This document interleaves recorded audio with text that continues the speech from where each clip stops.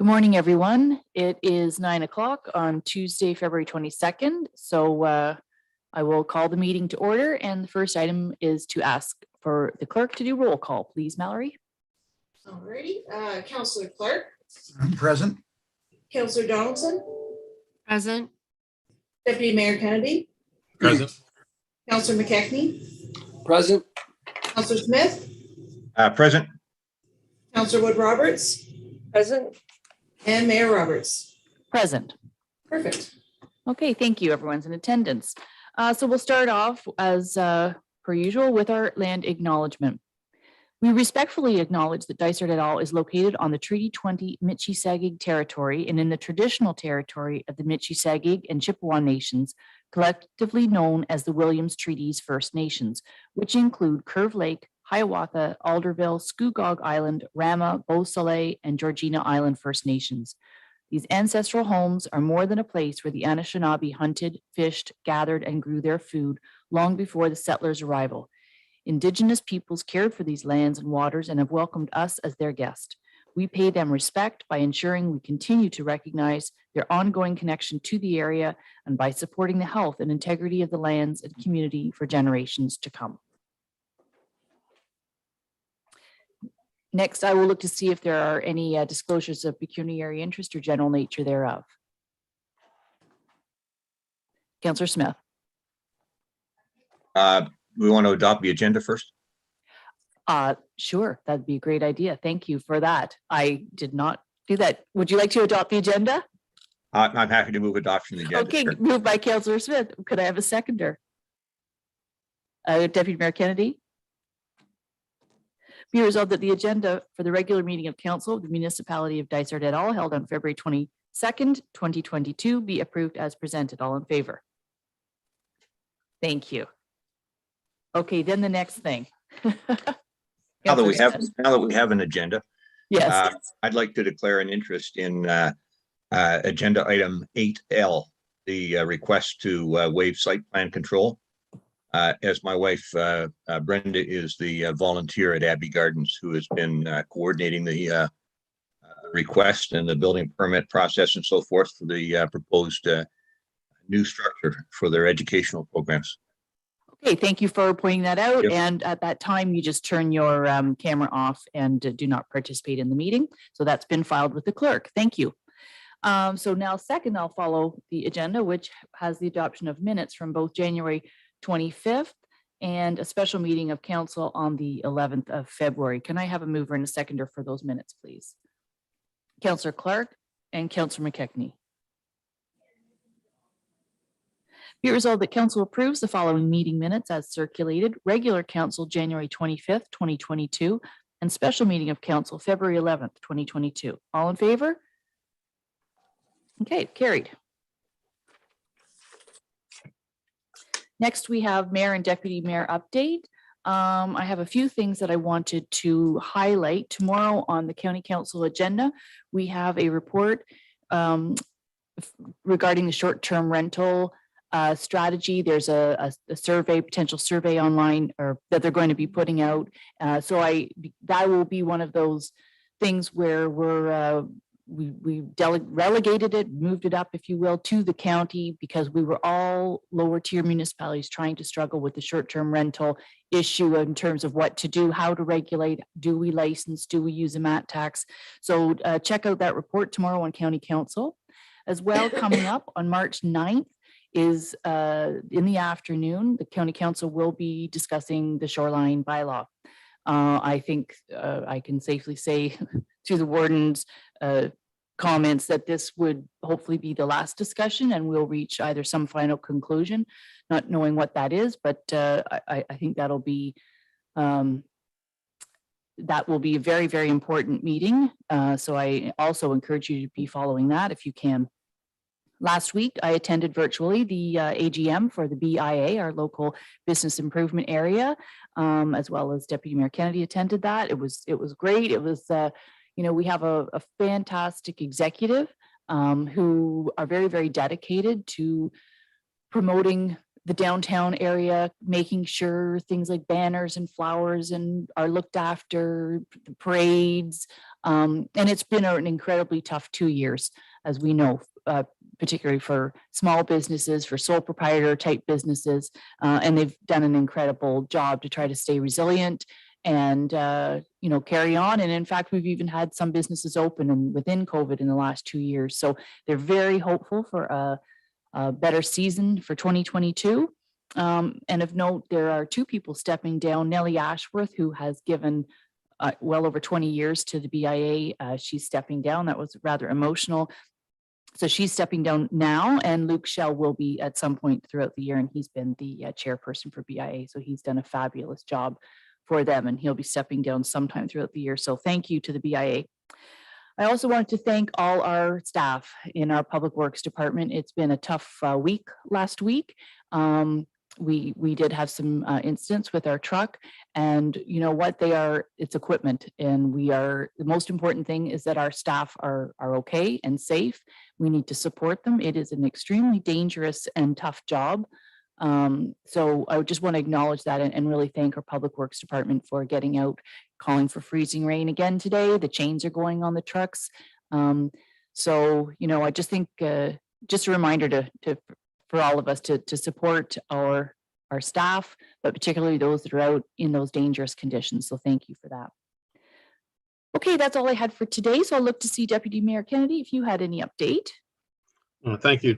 Yeah, not much really. Just I really want to encourage people to realize that February is the worst month of the year.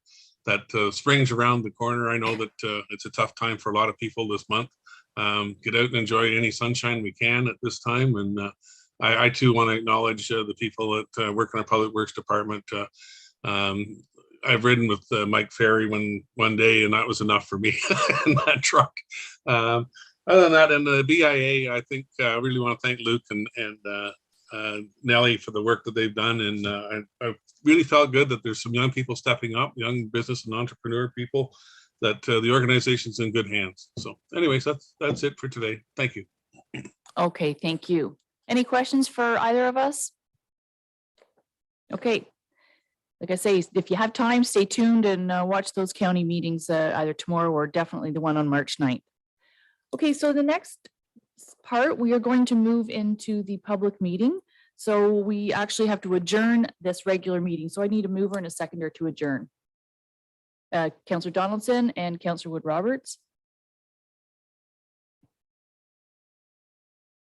Be it resolved that council hereby adjourns the regular meeting of council at 9:08 a.m. to proceed into a public meeting to consider the following: a zoning bylaw amendment, bylaw 2022-11, file number D14ZB2 2021-010, lands of Kernahan, part lot 16 to 18, concession 1, and part lot 17, concession 2, part 3, plan 19R-2366 in the geographic township of Havelock, municipality of Dysart et al. All in favor? Okay, that's carried. So we are now in the public meeting, and before we begin, I'm going to just start with a little preamble that we do need to read. It's part of the Planning Act and a part of the planning process to understand. I know we do have some members of the public tuned in and wishing to speak at this time. So good morning, welcome all. The purpose of a public meeting is to present planning applications in a planning forum as required by the Planning Act. This public meeting is to consider one proposed zoning amendment to the Dysart et al. Zoning Bylaw 2005-120. During this public meeting, council will consider all information available regarding the proposed amendment, review the staff report, which includes any public comments received to date, and listen to all comments provided during the meeting. Following presentations by staff and the applicant, council members will be afforded the opportunity to ask questions. In terms of public participation, this meeting and future public meetings will be hosted via electronic participation format only until further notice. Any oral or written submissions received in advance of the meeting will be verbally read aloud at the time the application is considered. Information regarding live streaming of the public meeting is available on the website, and all persons who are pre-registered will have an opportunity to present or ask questions about the proposal. No decisions are made at public meetings on applications, and a public meeting is held to gather general comments. Just a minute. All those persons who have given the municipality written notice that they would like to receive notice of the decision will receive a copy of the decision. You must make this request in writing to the municipality. The Planning Act specifies that if a person or public body does not make oral submissions at a public meeting or make written submissions to the municipality of Dysart et al. Before the proposed bylaw is passed, the person or public body is not entitled to appeal the decision of the municipality to the Ontario Land Tribunal and may not be added as a party to an appeal unless, in the opinion of the tribunal, there are reasonable grounds to do so. So we will now commence the public meeting. And, excuse me for all the paper. I'm going to turn it over to Chris, I believe. Thank you, through you, Mayor. Good morning, everyone. This is the file for Lands of Carnahan. This is for the zoning amendment. All neighboring property owners within 120 meters of the subject lands and appropriate agencies have been circulated for comment. The required advertisement was also placed in the local newspaper as per the requirements of the Planning Act. To date, we've received 2 public letters of concern, which were provided and included on the agenda for council's consideration. A brief outline of the proposed application. The applicant is proposing to develop 3 self-serving storage buildings on a portion of the subject property, together with an accessory dwelling unit that will be located in the first constructed building on the subject lands, as outlined in the site development plan as attached to the report. If approved, the proposed commercial use will only be permitted within the rectangle portion of the subject property along Canisius Lake Road, as shown on the attached sketch of the agenda. The remainder of the property will remain rural. Therefore, no storage units are permitted within the rural use. A brief description of the property. The property is a vacant lot of record. Topography is fairly gentle with slopes towards the southwest. There's a small water course located in the western area of the site that flows to the northeast towards Canisius Lake. The subject property is also situated between a waste disposal site to the north and an aggregate operations site located to the south. In summary, the proposed zoning of the subject property would be a character with the surrounding area and land uses. It is staff's opinion that the proposed application is consistent with the provincial policy statement and conforms with the official plan, is appropriate and represents good planning.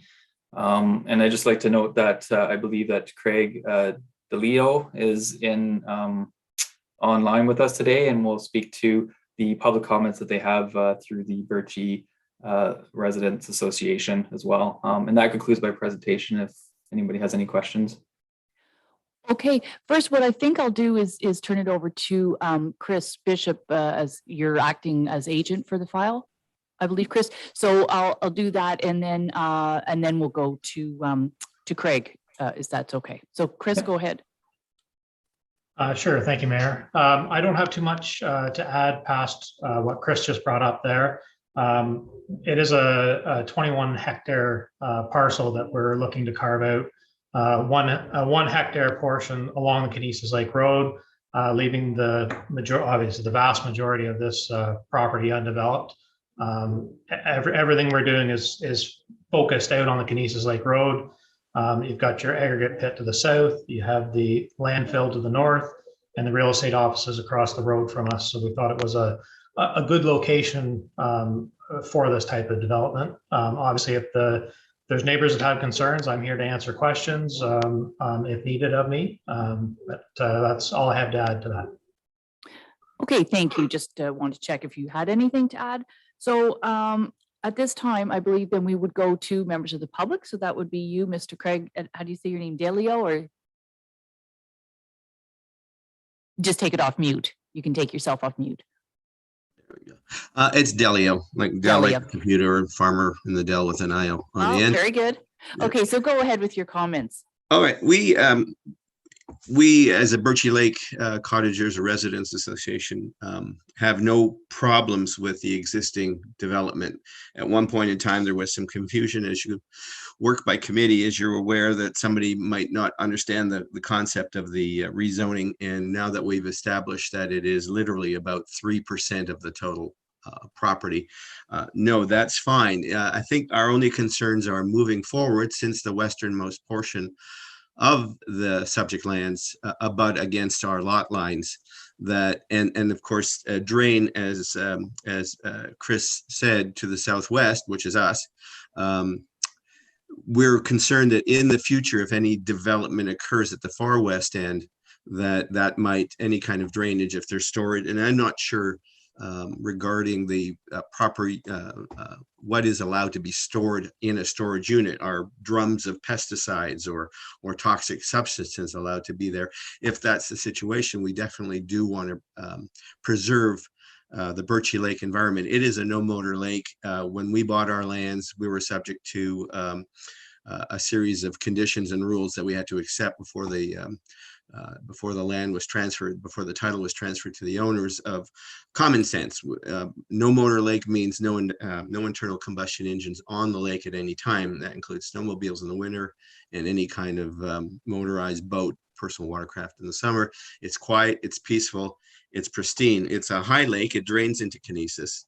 It's fed by some small creeks and some underground streams. So it is a very, very clean, low nutrient lake, and it is stocked at the expense of the Cottage Association with trout, and to the exclusivity of any other fish. So we want to maintain and follow the rules that we as a Cottage Association set out, in terms of no pesticides on the land ever, no herbicides to be used on the land, and very minimal internal combustion engine activity other than cars and chainsawing if there's deadfall. So getting to the point, it is our responsibility at this time to just go on record that we do fully support the decision of the council.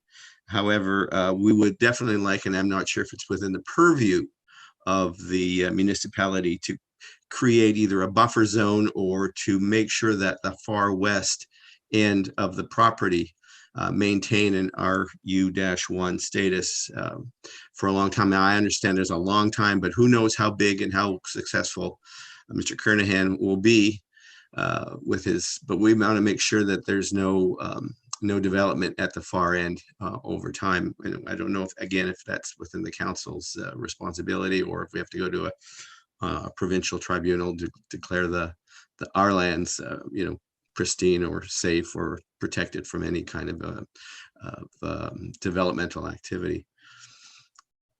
So I think that's pretty well what I wanted to say on behalf of our residents. Well, thank you, and thank you for attending today. And speaking of that, it sounds like it's a beautiful little lake. I have not been on it or seen it, but it sounds like a lovely little spot of Dysart. And I think part of the purpose, and I'll just turn to staff and also maybe even Chris, is only creating this little carved out piece for this zoning is the buffer zone.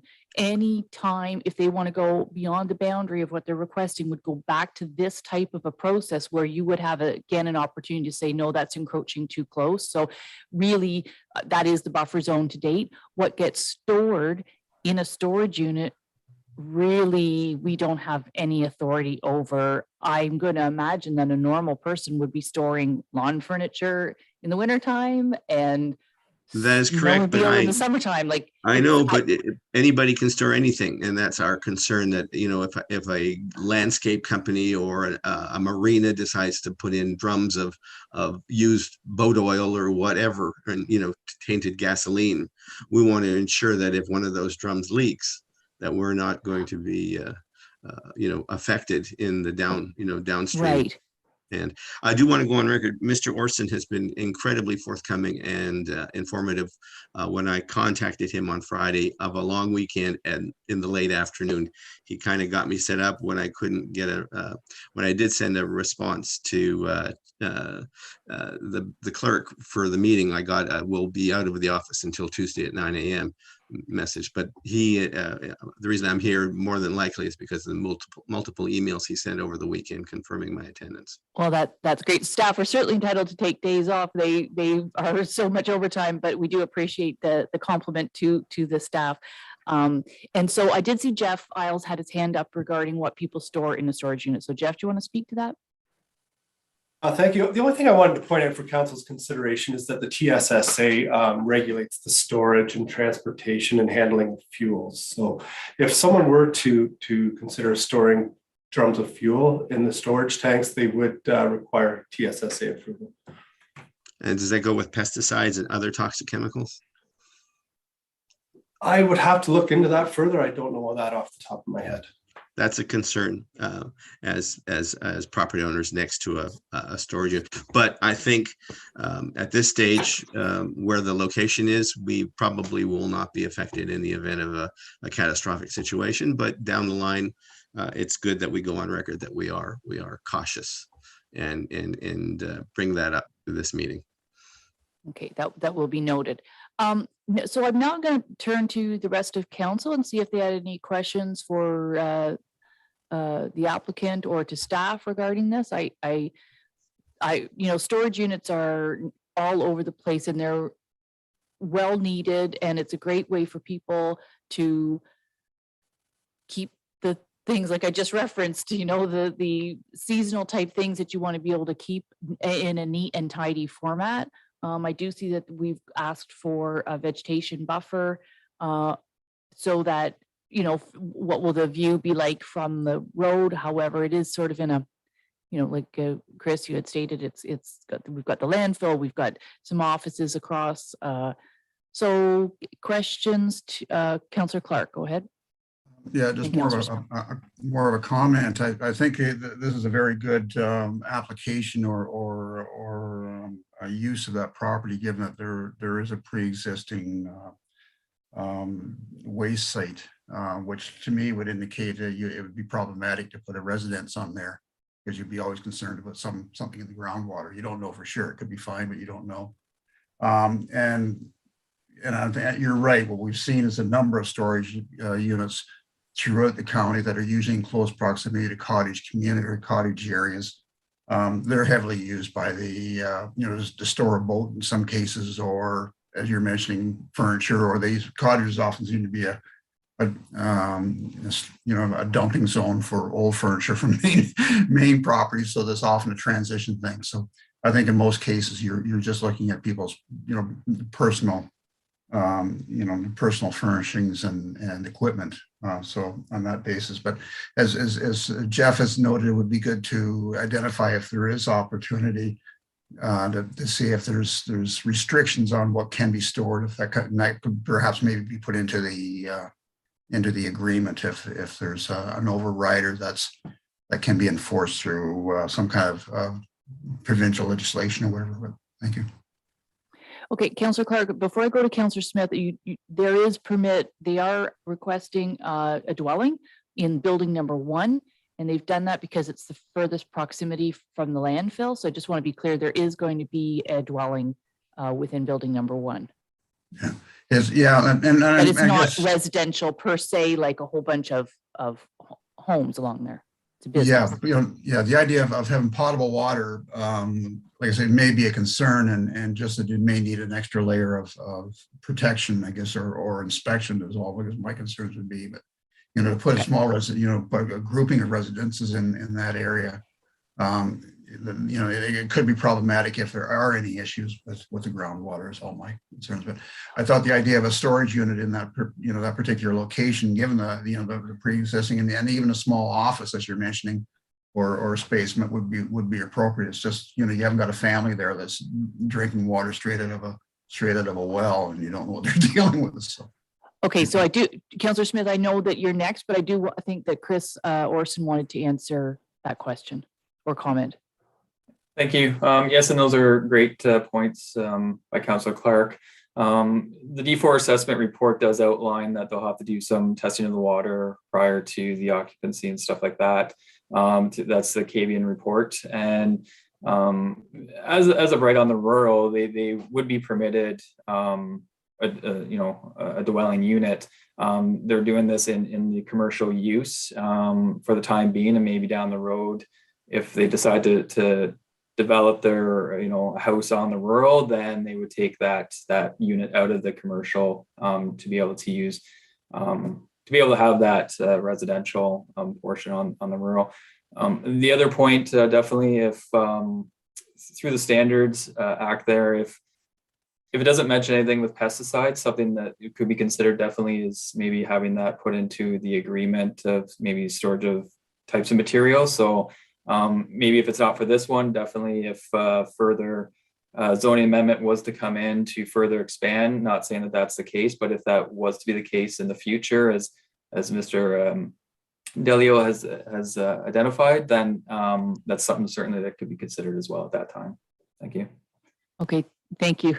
Can I just go to Councillor Smith? He's been waiting for some time, and then I'll come back to you, Craig. Councillor Smith, go ahead. Thank you. Just first a question for Jeff or Chris. It's hard to tell. I was out to visit this property. It's hard to tell right now with the snow cover, but the map here shows, a very visible creek, or even two creeks that start out as two and combine into one. And this proposed development is all on the Kinesis Lake Road, well on the Kinesis Lake Road side of those creeks. And I think that, just to reassure Mr. Delio, any potential expansion beyond these three buildings, would likely have to be, maintained on that, each side, if you like, the road side of the creeks. Because to get beyond those creeks, somebody's going to have to build a bridge structure, have a setback, an appropriate setback from the water body.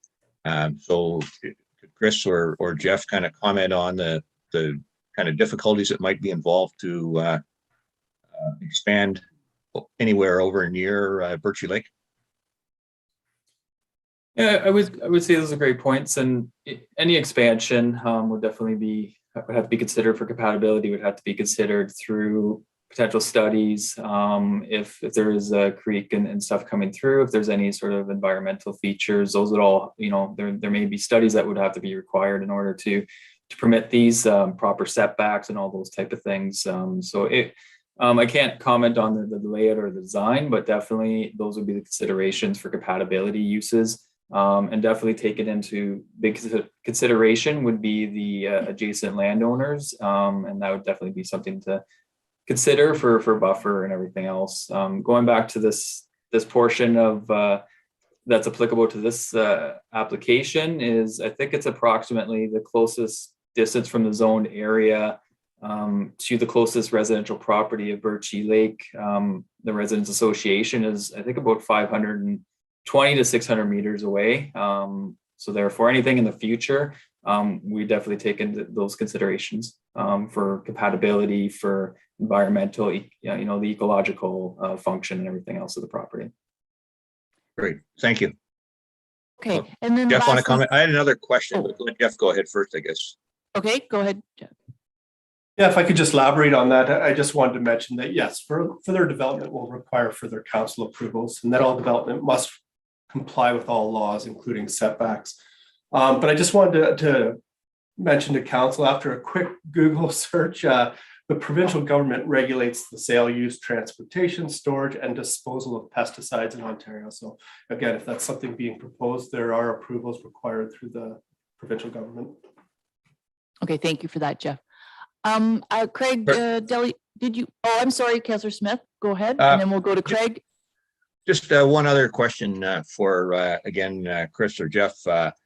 The application speaks to the desire to have three buildings, three self-storage buildings, and although they were going to put one up initially in this area, but the same area, their plan suggests there are going to be three. And the draft bylaw that you've got here in section 2A under permitted uses, the statement there is a self self-serving storage building. A being, by definition, one. Is that suggesting that the applicant would have to come back to get the second or third building in this same area? Is that your intent? No, so they'd be permitted the three or multiples. Just the way that's worded it's the way it's worded in the bylaw, saying A and then self-serving. So the self-serving, if you look at the description in the bylaw, would permit more than the one building on that use. As long as they meet the zoning setbacks and everything else, it's not keeping up to just one building. I understand I understand looking at the wording, taking the A and that type of thing, but it does allow for the three, so they wouldn't have to come back when they want to go do the other two. It'll allow these three. Okay, you're satisfied with leaving that wording there. It does permit three, and that won't cause any confusion? That's correct. The definition in the zoning bylaw would allow it to be more than just the one. So when we're saying A and then self-serving storage unit, it does allow for more than one. So the A isn't limited it to the one. You refer it back to the definition in the zoning bylaw, which will allow more than one unit. More than one building? Oh, more than one building. It's more than one building. It's like if there was, well, there's lots of other examples, but for instance, another piece of property would say permitted uses are A, self-serving storage unit, commercial, or restaurant, something. So these are the permitted uses. In this case, it's because we're only permitting it for this one use, and it does meet that. A doesn't mean singular. I know, it sounds semantics. Are you satisfied? Well, if I wanted to put, I mean, I could put three residents up, because when it says add residents, we don't only mean one. So again, Councillor Smith, we would go back to the definition. I don't have it in front of me, but the definition would outline that's not just the one storage unit. When you look through the zoning bylaw for other exception zones, it's all worded exactly the same, which allows more than just one storage unit building. So it's not limited to one storage unit building based on how it's worded. Okay, thank you. Okay, and one last comment from Craig, and I think we're ready to move on. Thank you. The Birchie Lake Cottage Association president asked me about the hours of operation. Can they be limited so that they're not occurring at, after 10 p.m. or 9 p.m. and not before 6 or 7 a.m. That was one concern. I think the basic concern of our group is that precedence is being set by the rezoning of this land from RU1 to CH 35. We just don't want this to be the thin edge of the wedge that moves all the way back to the edge of our the boundary where it abuts our property. What is the setback distance? Is it a significant distance, or is it 5 meters for building approval? How close to the western edge of the property line ultimately? And I mean, this could be very far in the future, but it could happen. I'll let Chris Bishop, do you want to explain, because you're the applicant of, Sure. this little teeny piece is the zoning, and then within there'll be setbacks, but Yeah, so with what we're proposing right now, the three buildings that they're planning to build are around 600 meters from the rear property limit of the Birchie Lake Association. So we're talking, creeping up on a kilometer away from you. So any use of this property with this application that we have, like what's being proposed this time, it's no more disruptive to you than the traffic going up and down the Canisius Lake Road. It's so limiting hours is not going to change anything for you there. I mean, the aggregate pit next door can operate from 6 in the morning to 11 at night. And so it's going to be more obnoxious to you than any noise coming from a self-storage unit. And I also like to add, obviously, we're only looking at this area right now. So I mean, I hope for Kyle's sake, yeah, he does really well, and then future needs to expand this because he's, making all kinds of money at a storage unit. But at that time, we would come back to council. The area of development would have to be expanded. Obviously, we're trying not to go too far from the road because the further we go away from the road, the closer to the landfill we're getting. So all the development would be sort of down towards that lower corner to try and stay away from that landfill area. And again, same thing with the wrapping back around to chemicals being stored on site. We're only asking for a standard commercial zone. This isn't an industrial zone that allows storage of chemicals and heavy machinery and all those types of things that would be negative to the environment. They are truly meant to store, people's tables, their lawn chairs, their life jackets in the winter, that sort of thing you don't want to leave in your shed on the property. So there's certainly no intent here to have oil storage or gas storage or pesticides or anything of the sort under this application. Okay, thank you. Okay, so we do have a resolution that was included in our package that asks it to be brought forward to council consideration later in this meeting. So I'm going to look to see if I have a mover or seconder for that. Deputy Mayor Kennedy and Councillor McKechnie. Be it resolved that report for file number D14-ZB-2021-010 Lands of Carnahan, which consists of part lots 16 to 18 concession 1 and part lots 17 concession 2, part 3 plan 19R-2366 in the geographic township of Havelock, municipality of Dysart et al. Be received for information, and that council directs draft bylaw to be brought forward for consideration during its February 22nd, 2022 regular meeting. And the council recommends approval of the proposed draft bylaw 2022-11. All in favor? Okay, so that carries. Thank you, Chris Bishop, and thank you, Craig Delio. Nice to meet you. Okay, bye-bye. So now that concludes our public meeting, so I need a motion to adjourn. Councillor Donaldson, and sorry to look up, Councillor Smith. Be it resolved that council hereby adjourns the public meeting at 9:37 a.m. and reconvenes the regular meeting of council. All in favor? Okay, carried. So we are back into our regular meeting in which we have a delegation. So we'll bring Charles and Lori Wheeler into our meeting to talk about Drag Lake. I'll just give them a sec. We've got their slide deck up.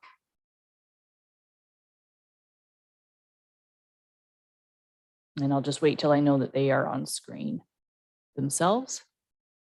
Are we controlling the slide deck, Lori? Oh, Mr. Wheeler is? Yes. Okay. Okay, so I don't have control over a screen because of the way we set up here at Dysart Council Chambers.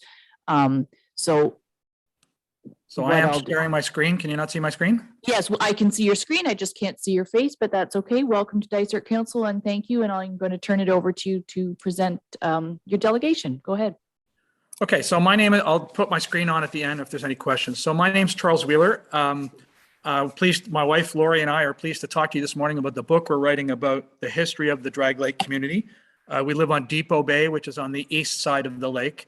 I want to start off by emphasizing that this is not a commercial book. We're not here to promote the book and try and sell the book. We're really here to promote history and the preservation of our history. So why this book?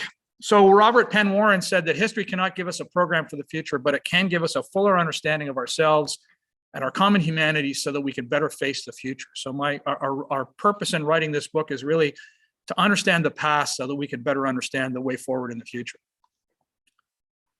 So why this presentation?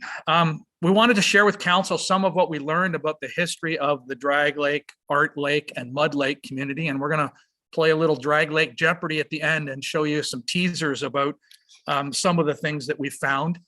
Secondly, we wanted to try and get council excited about, from our perspective, the importance of history and investing in and preserving our history and heritage. And as a result of our extensive research that we've done to write the book, we wanted to share some specific thoughts on improving the way forward in protecting and preserving our history in the Halliburton Highlands. So the genus for the book. So we originally started writing about our little bay, Depot Bay. My wife Lori has been coming to Drag Lake Lodge, or was coming to Drag Lake Lodge as a young child in the 60s. We've been cottaging on the lake since 1984, and we've owned since 94. And we realized that when we started writing this, that we knew very little about the history of the lake that we fell in love with. All sorts of things on the community of Drag Lake map that the Cottage Association publishes that we had no idea what they were. So we expanded the book to include writing and research about the whole lake, including Drag Lake, what is known today as Drag Lake, Spruce Lake, and Outlet Bay. And our original concern was that we wouldn't find enough information in archives about the history of Drag Lake. And we were incredibly wrong. We have found an absolute ton of material, as we're going to show you in a minute. And the problem now is having too much information and trying to write a book that is actually not going to be a master's thesis. So what did we want to try and find out? So points of interest. We wanted to know who Uncle Tom was, of Uncle Tom's Cabin fame. We wanted to know how Red Rock and Bonham's Bay and Gibraltar Bay got their names. There's all sorts of former logging camps on the lake that are shown on the Drag Lake community map. We wanted to find out where they were. And we wanted to find out the history of how and when the dam and the hydroelectric generating station were built. From a history and heritage perspective, our home and cottages are on native land, and we wanted to understand that history and the early settlers in the 1860s.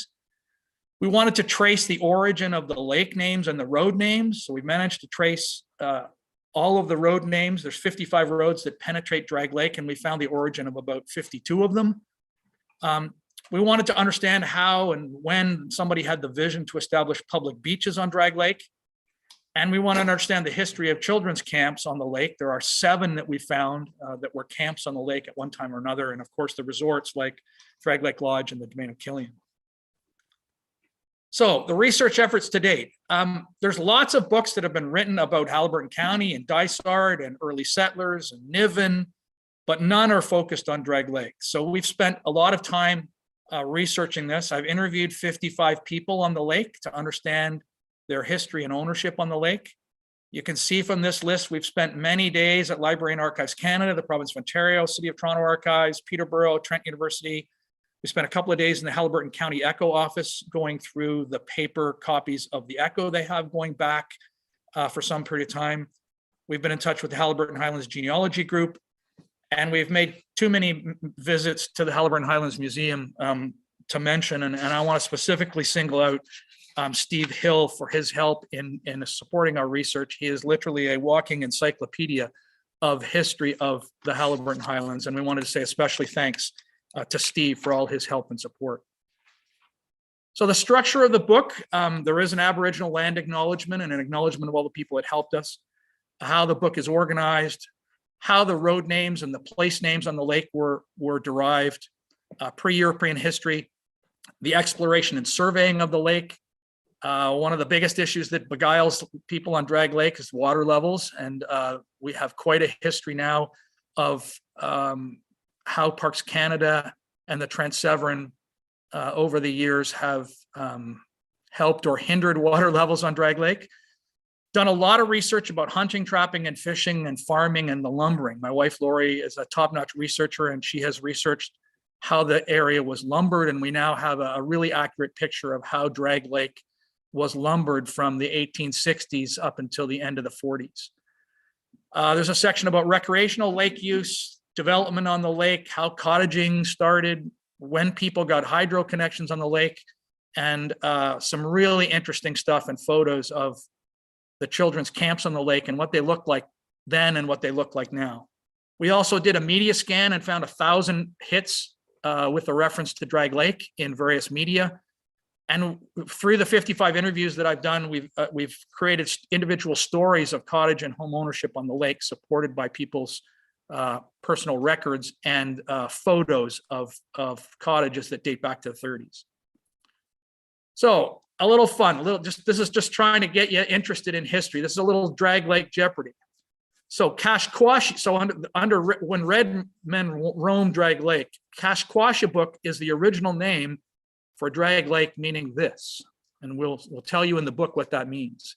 Under Drag Lakes, the old lake name for Spruce Lake may have got its origin from a folded map. Lake Mystery, this former Drag and Spruce Lake Property Owners Association organizer was a suspect in what unsolved Toronto murder? The Timber Barons, Moss and Boyd was the first to lumber Drag Lake, but name the timber baron who followed Moss and Boyd. Drag Lake River has had this many dams, and this is one that we're actually still trying to figure out. It's hard because of the lack of records about the number of dams to know that. Camping and glamping. Drag Lake Lodge may have been initially used a different name than Drag Lake Lodge.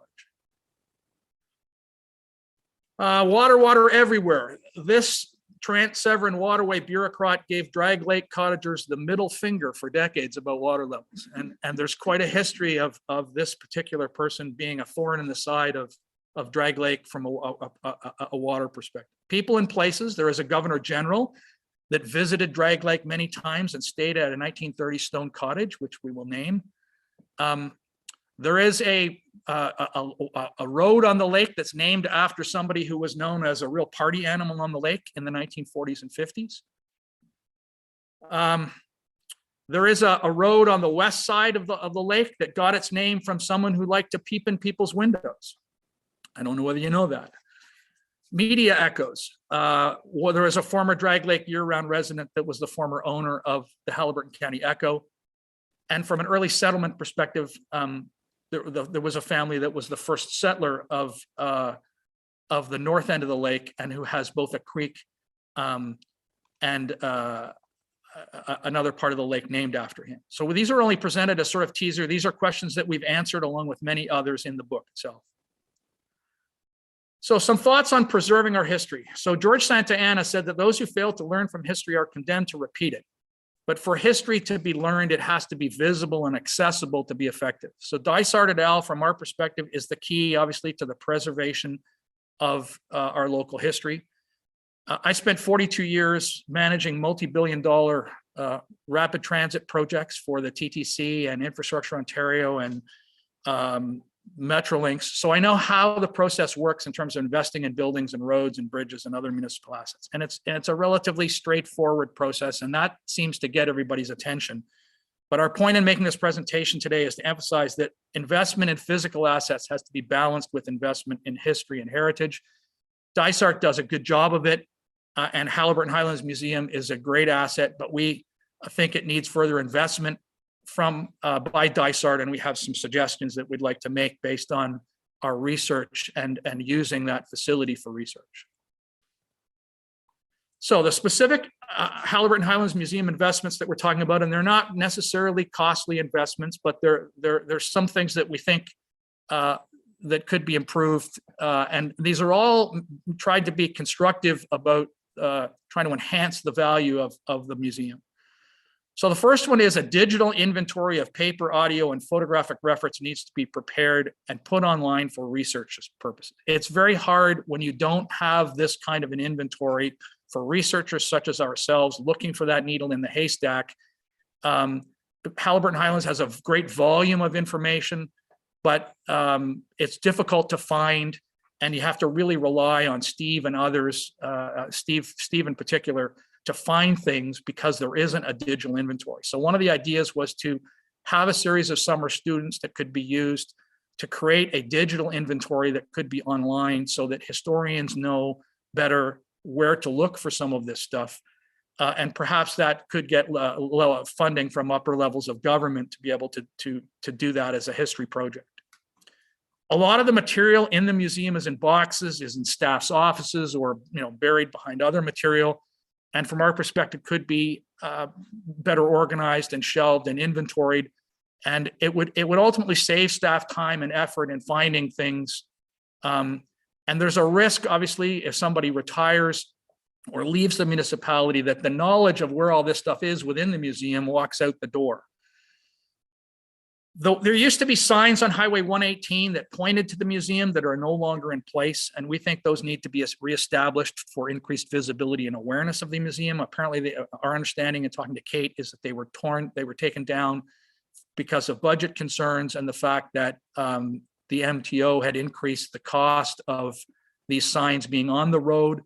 But now when you drive by, unless you turn on to the museum road, there's a sign that says you're headed towards the museum. But on Highway 118 itself, there is no Halliburton Highlands this way kind of a sign, and we think that needs to be reestablished. We really think if you want to generate some dollars from the community to the museum, that you need to establish a formal online program and presence to encourage donations of either historical photos or documents to enhance the collection that Halliburton Highlands Museum already has. There's lots of museums that do this with very formal online presence. And so if you want to attract those kind of historical documents to be donated, then you really have to have a better presence online to be able to do that. In the space of talking to 55 people, there are some people that are somewhat reluctant to donate their material to the museum because they're not sure, where it's going to end up in the museum. And our last point is to establish a robust, visible digital donation platform so people can donate money. There's lots of older residents that perhaps in their wills or part of their estate could donate money to the museum as a way of preserving their heritage. And the last time I was talking to staff about this, the only way that was visible online to me as a Drag Lake resident to donate to the museum was to take a check to the museum. There was no way for me to make a digital contribution, and having that kind of a platform in this day and age is really important. There's also a couple of things that we'd like some help from council and staff on. And the first one you can ignore because we've subsequently, last week been able to go in and finish our research. And so thank you to staff for allowing us to do that. So the first bullet here you can ignore. The second one is we'd like some help from DIFART staff. We have a GIS specialist who is going to create some maps based on our research of some really cool stuff about cottage development, hydro connections, lumbering, et cetera. But we need a base map. So we're looking for DIFART staff to help us supply a base map of the lake to our GIS specialist who's going to create these maps. And so we'd like some help in being able to do that. And the last one is kind of a sticky one. And I know that Chris Bishop from Bishop Geyer was on as a previous agenda item. There are Canada Land and Immigration Company limited diaries of the surveyors that surveyed Drag Lake that are available in the historical files of Bishop Geyer.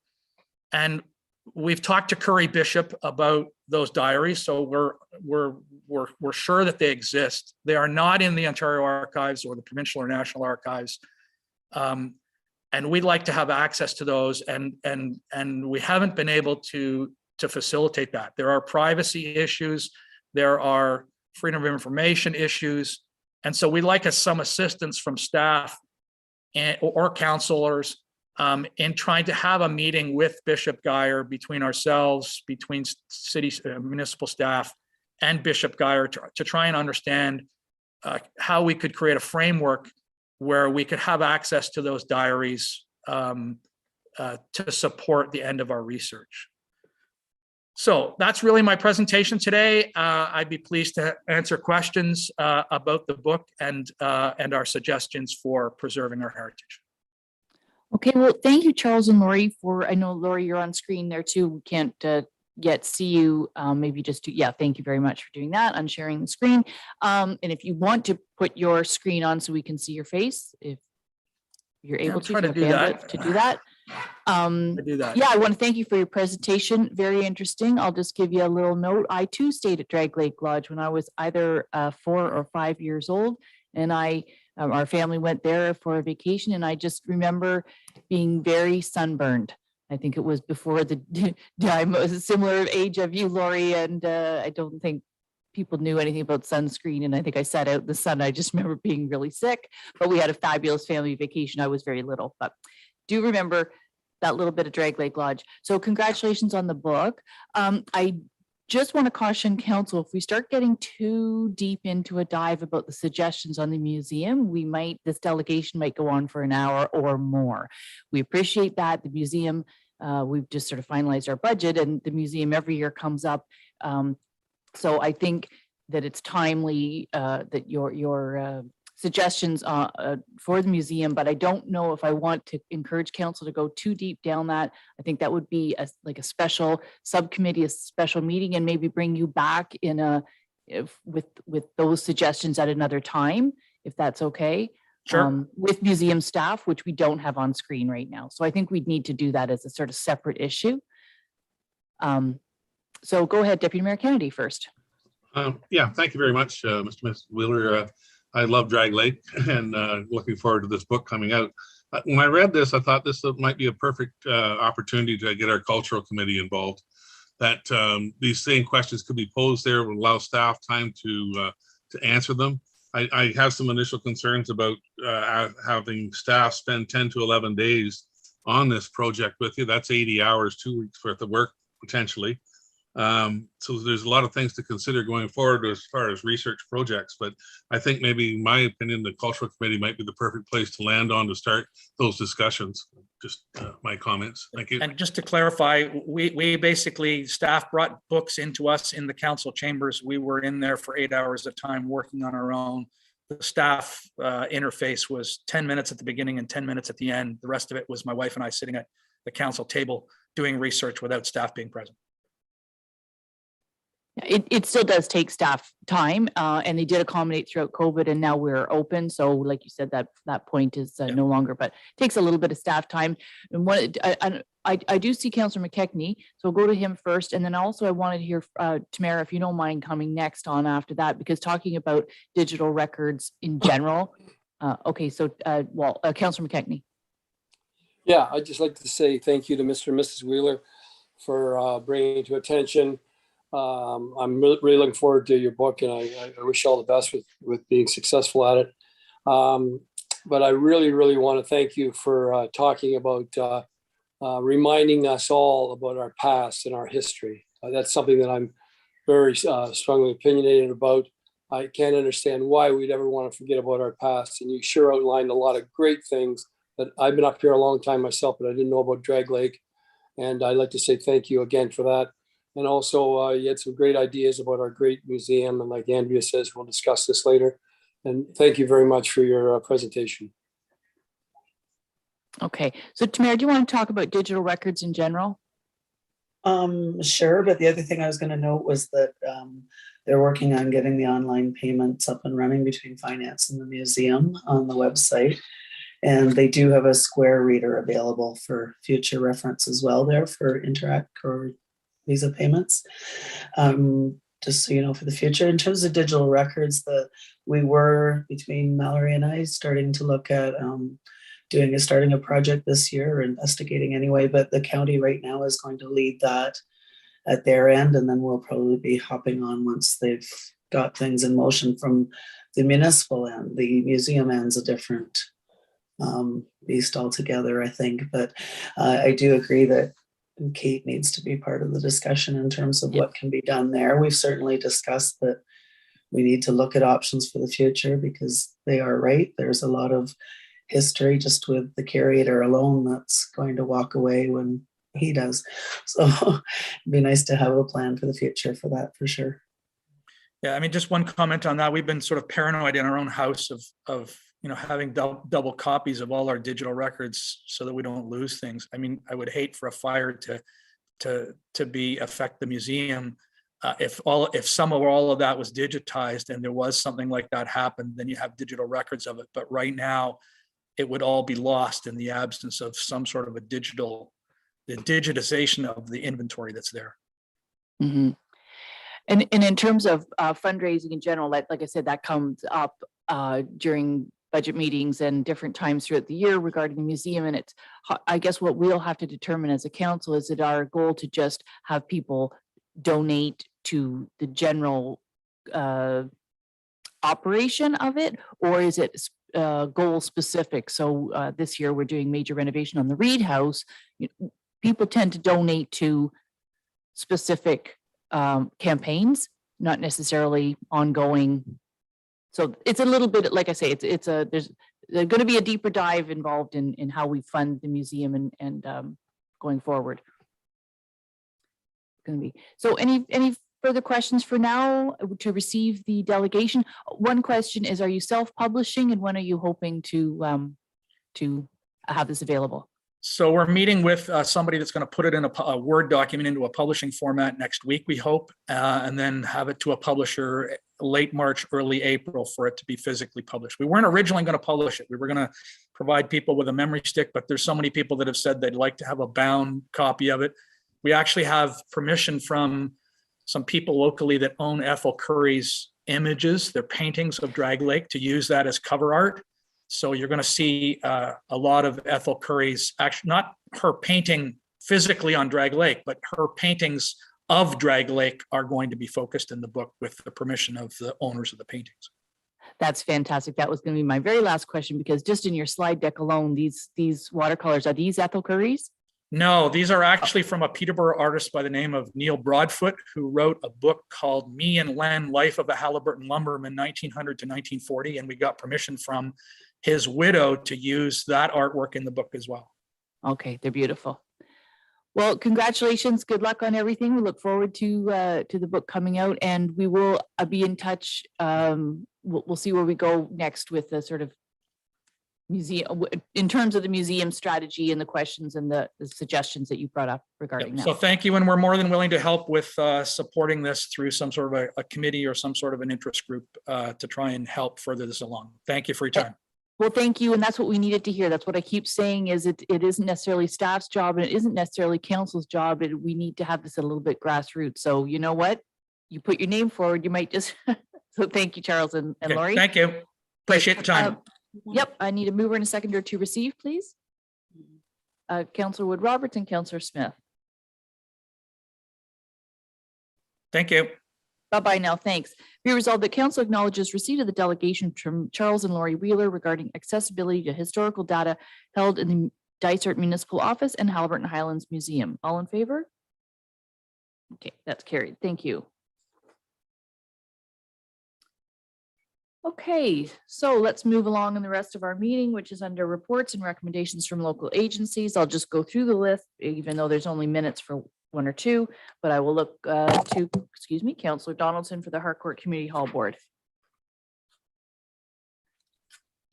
Oh, yeah, there has been nothing to report yet on the Harcourt Hall Board. Could you let us know, is there a hall board? Do you have any an executive? I mean, now that things are going to open up, summer, spring and summer are coming, and they're able to be, using the hall. I'm not saying COVID's over, it is not over, but certainly there's a light at the end of the tunnel. Or do they have anything going forward?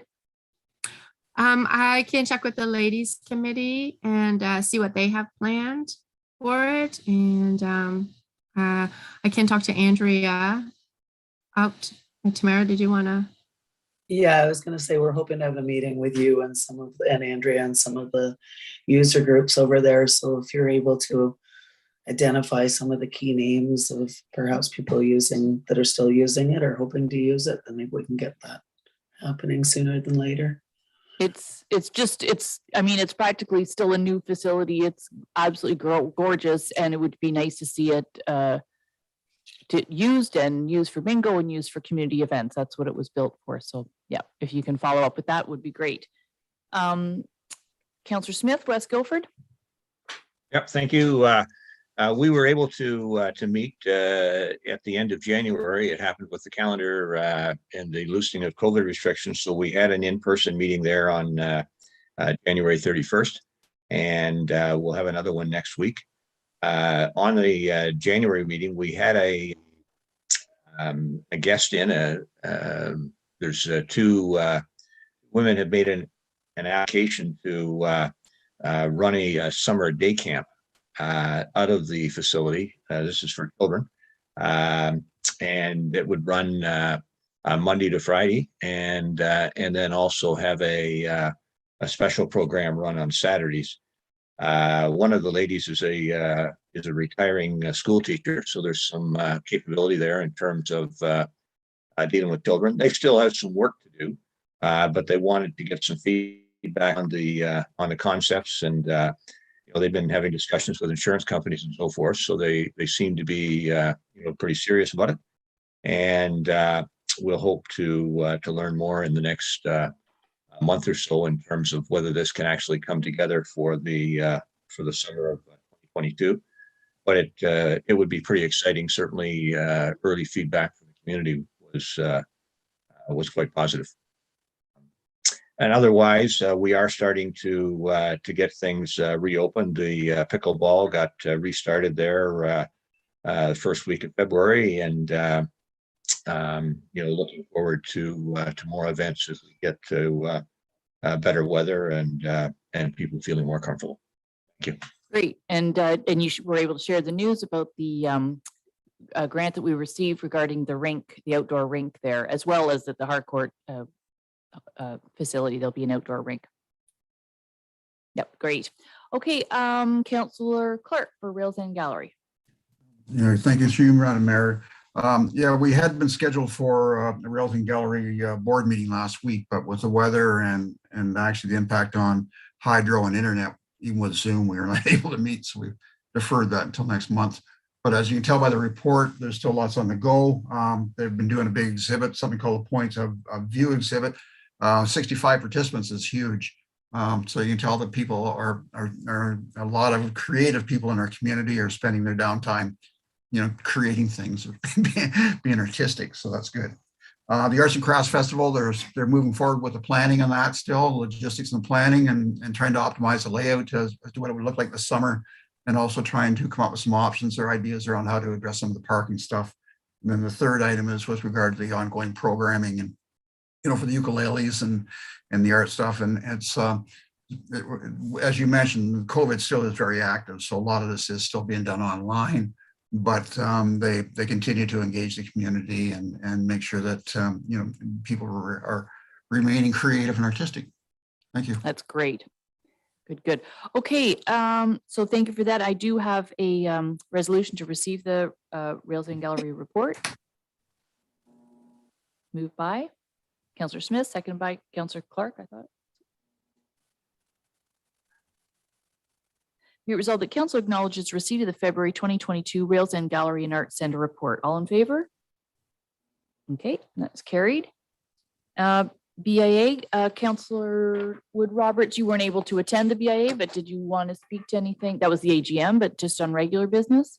No, I mean, they're getting their flowers and everything planned for next year. They've had some discussion with Tamara, I believe, about the patios. Everyone's really looking forward to that as well. Just trying to get through this last couple of dreary months of winter and hoping things pick up. I do note, however, that the parking area for the snowmobiles down on Head Lake was packed over the weekend.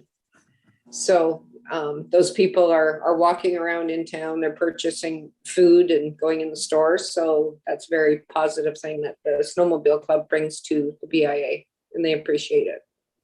Yeah, sure do. Okay, so that's that. So the next item is about the patio expansion. And so I'm not sure, Tamara, are you speaking to that or? I can, yeah. Okay.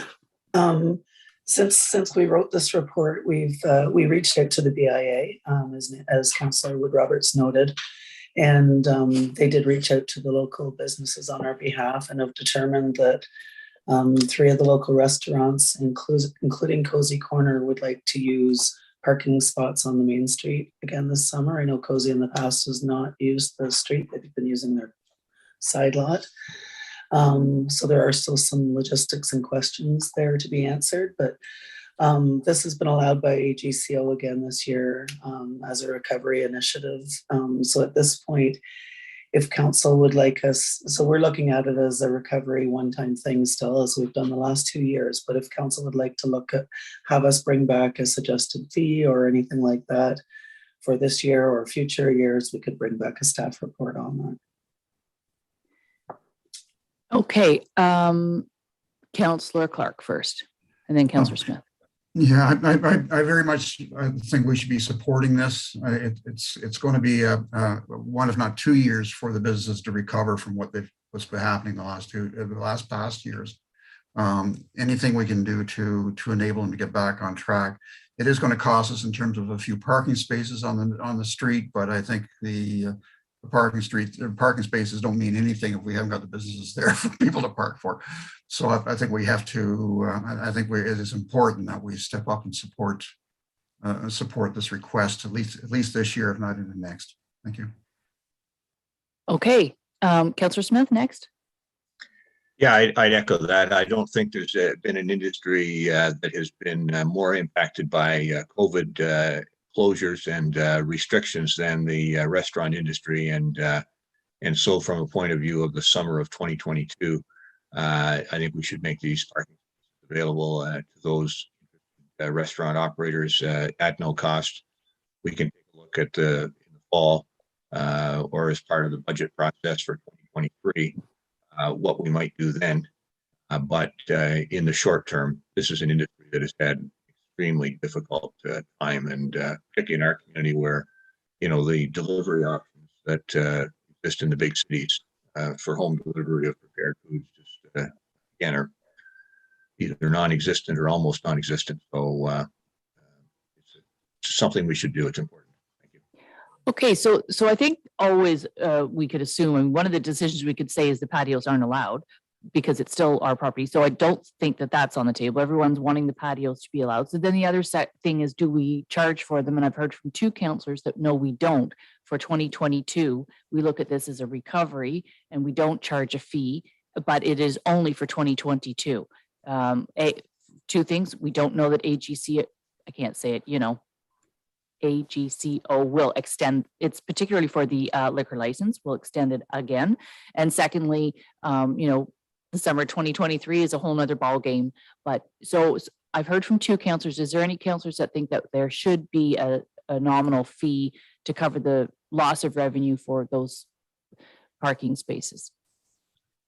Deputy Mayor Kennedy. Just a question for Barb. Would those lost revenues be eligible for restart funding or any other programs? I think we're talking probably about 9 parking spots, I would think, right? 3 for each one. There were 2 for one and 3 for another, and probably another 2. So 3, 4, 5, probably 7. Oh, okay. All right. Yeah, so typically speaking, any revenues that are generated through the parking on Highland Street in the downtown core are channeled to the parking reserve, the parking meter reserve. So I would have to review the TPA for the Safe Restart funding to see if that would qualify. So either way, because it's not considered part of revenue to support offset, say the levy, it's going into a reserve. We're not dependent on that. And I think it looks like there's a willingness to say that we won't charge a fee for 2022. We probably won't collect as much into that reserve. We need to be aware of that. But as Councillor Smith said too, of all the businesses, restaurants were hurt. And even though they might do well from now and going forward, and they probably would do well in the summertime, they're trying to make up lost revenue. So I think there is support. So we wouldn't ask council or staff rather to pursue that. We would just permit it to pursue any kind of fee structure. Okay, it's fair enough. So we'll move along. They will be in accordance with, we did do this last year so that Rob Camelon is aware. They sort of need to present a site plan. They need to show that we had the specifics for what type of barriers had to be used for safety. There's a cost involved just to set it up. Even the one restaurant said they haven't participated in the patios before, so it's going to be a little bit more for them. They don't have the sort of nicer tables, but there is definitely a cost for each business to set these up on the street. Okay, so mover seconder for this, please. So I'll do Councillor Clark and Councillor Smith. Mayor Roberts, sorry, before you read that resolution as it's written, the end line says using the same parking spaces that were allocated over the past 2 seasons. Given that Cozy Corner would like street parking spaces this time around, I'm wondering if we should just remove that part of it. That last part of the line. Yes, because it's interesting. They don't even have a liquor license. So theirs isn't to do with extending their license. Theirs is just to permit parking spaces. We're not even extending the patio licensed restaurant Yes. patio extensions. They're not licensed, but they want to be able to have tables on the street. So can you craft some other words for that? Just take out licensed and take out the Yes. last line she noted. Okay, so I'm going to cross out the word licensed for restaurant patio extensions, and then that's it. And we could do as per approved by Public Works. Should we add that? We They can still have- they work can't- that in. We can do that internally. I would just take the last Internally, line. because I still don't want a Because it's- yeah. restaurant to set up and we say, no, that's not what we discussed. So as long as that gets captured in the, Yeah, we'll make sure all the various staff will have to be checking things. So we'll make sure that's organized internally. so after I read the resolution, then can I ask staff, somebody to contact through the BIA, let them know that we did approve it, but that they each restaurant needs to submit a site plan. So that communication goes around. Okay, so I did have the mover, which was Councillor Clark, and seconded by Councillor Smith.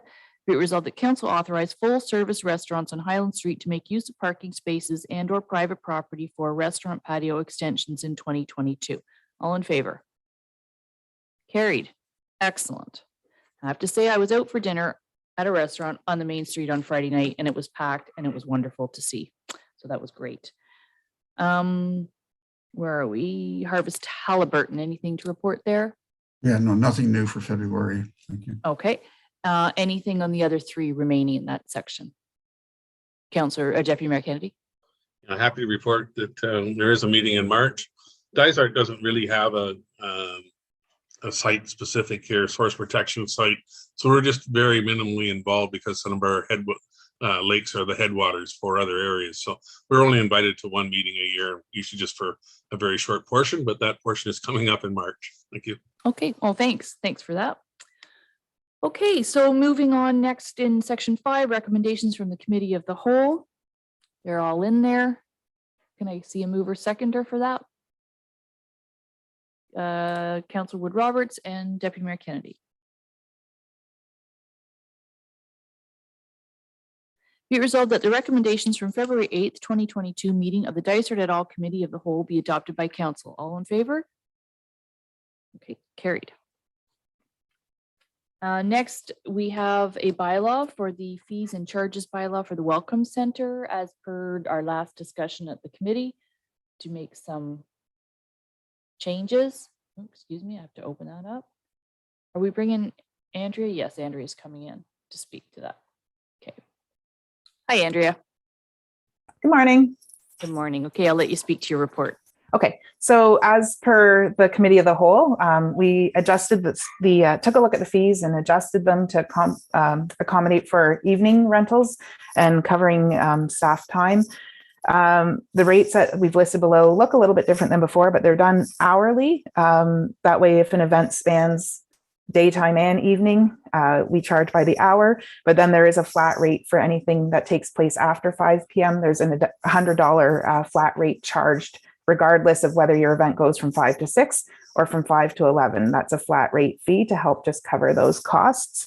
There are some scenarios below, if you scroll down on the report, you'll see we took a look at like a sample event that's happening in the evening hours in the a full day event and a multi-day event, just to give an idea of what the projected revenue might be. Please keep in mind that with all of these, if somebody wants to, we have permanent privies. So according to the park use agreement, depending on the length of the event and the number of attendees, that determines how many washrooms are needed. So if an event's going over 3 hours in duration and has maybe 500 people, they might need 6 toilets. So if they want, they can say, well, we have 4 privies, we're going to use 4 of those, and we only want to use 2 welcome center toilets. That's totally permissible. If an event expects 1,000 people or 1,500 people, we don't have, for 1,500 people, we don't have enough toilets to accommodate all of that. So they would still need to rent privies.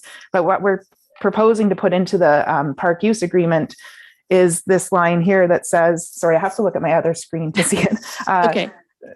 For environmental and aesthetic reasons, if an event requires additional toilets to meet the specifications in the park use agreement, they must rent all of our Welcome Center toilets that are available before they can bring in portable toilets from another source. So that's the caveat there. So for the most part, many events don't need those additional toilets, but there are a few, perhaps the Arts and Crafts Festival, that might, or if we have a big event like a Rib Fest, which I know we're not, but if we have something like that in the future, they would probably need those additional toilets as well. But they first have to rent the privies, or sorry, the Welcome Center washrooms from us. And so the rates are based on an hour, same rate, whether it's daytime or evening. It's just that there's a flat rate imposed if you're going into the evening hours where we are traditionally closed. So I don't know if you want me to break that down or if everyone's just had a chance to review that and has any questions. I think your examples were excellent, and that's what we needed to sort of see as examples. So, you know, if this, then that works out to this. The only thing that I think we're going to get flack on, it'll come back on us, of course, but this is what it, if someone holds an event where they determine with the privies that are there, the pit toilets, and then they only need to rent 2 extra toilets, the patrons of said event will say, well, why isn't the whole washroom center, you know, you're standing in line and you got to stand in line and there's 3 people ahead of you in line. Why aren't there more toilets open? So I think that the event organizers are going to have to take that on. Just be prepared that you know, we're setting these rules. I think they're good, and fee structure, I think it's great, but I can see it happening. As an example, a music event where there's an intermission, everybody goes to the bathroom at the same time, or a theater type event, everybody uses it, and then there's a lineup. I mean, you know what? The event organizer is going to have to be responsible for that communication. And we've only added on $5 extra per toilet as you go down per hour. So hopefully that's a low enough amount that people will want to open up more. Andrea? The other thing too is we had said this is a trial for this year. So if we find that we're getting a lot of negative comments about there not being enough washrooms or people standing in line like during an intermission, then maybe we have to change it and say it's a flat fee whether you use 1 toilet or you use 7 toilets. It's, you know, we're trying something, seeing how it goes, and hopefully, look, as Tamara said, it's not a huge increase from 1 toilet to the next. So hopefully event organizers will take a look at that and think it's still a really good rate compared to getting the portable toilets that they used to rent. And so much nicer in July when it's 30 degrees. Just saying. Okay. Councillor Smith? Yeah, thank you. Just a comment to staff. Like, thank you for the updates and adjustments here. I think these the new rates and the mandatory use of our washrooms as the first option before any porta potties are brought on board make a lot of sense. And I think the new rates are appropriate. And I also say that we need to stop apologizing, charging a few dollars to use a facility that is, you know, first class. And you know, taxpayers have paid a lot to build this thing, and we're paying a lot to operate it. And you know, when organizations or groups of people want to come in and make use of it, charging them some money to help recover some of our costs, not an unreasonable thing to do. So apologies aren't necessary, and be proud of what you've got and lead with that pride. Okay, Andrea? I was just going to say too, what I can ask all of our Welcome Center staff to do is when we have events is to take note of that specific event and how the washrooms are perceived, whether or not there's lineups. And so then we know for future, I can report on that, you know, when I do a Welcome Center report in November, December for council. That's a great idea. I'm sure it could be adjusted mid-event as well if you found that by the Welcome Center staff talking to the organizers, perhaps they could agree that, yes, we'd like more open, please, and we'll pay you accordingly after the fact, if there's any concerns in the middle of one. Well, it is a long way from, you know, when I was first on council and there was nothing in the park, and only when events were held where it was porta potties. And so we've come a long way, and it really makes a big difference. I said I did one of the community exchanges back in like 2007 or something like that. I did through OMAFRA, a community exchange. And way back then, that was one of the things, is there are no public washrooms in the park. And public washrooms come up time and time again. So it is a great facility to have. Okay, so let's pass this and see where we land. Mover, seconder. Councillor Clark and Deputy Mayor Kennedy. Be it resolved that council approves the Halliburton Welcome Center washroom fees as included in the Welcome Center fees staff report, and further that bylaw 2022-10 being a bylaw to impose fees and charges be read a first, second, and third time, passed, signed, and the corporate seal attached thereto. All in favor? Okay, that's passed. You can get that out to all the people that are waiting with park use agreements.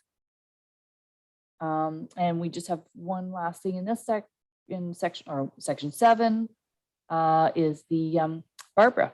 It's our fees and levies. Or levies. Yes, good morning.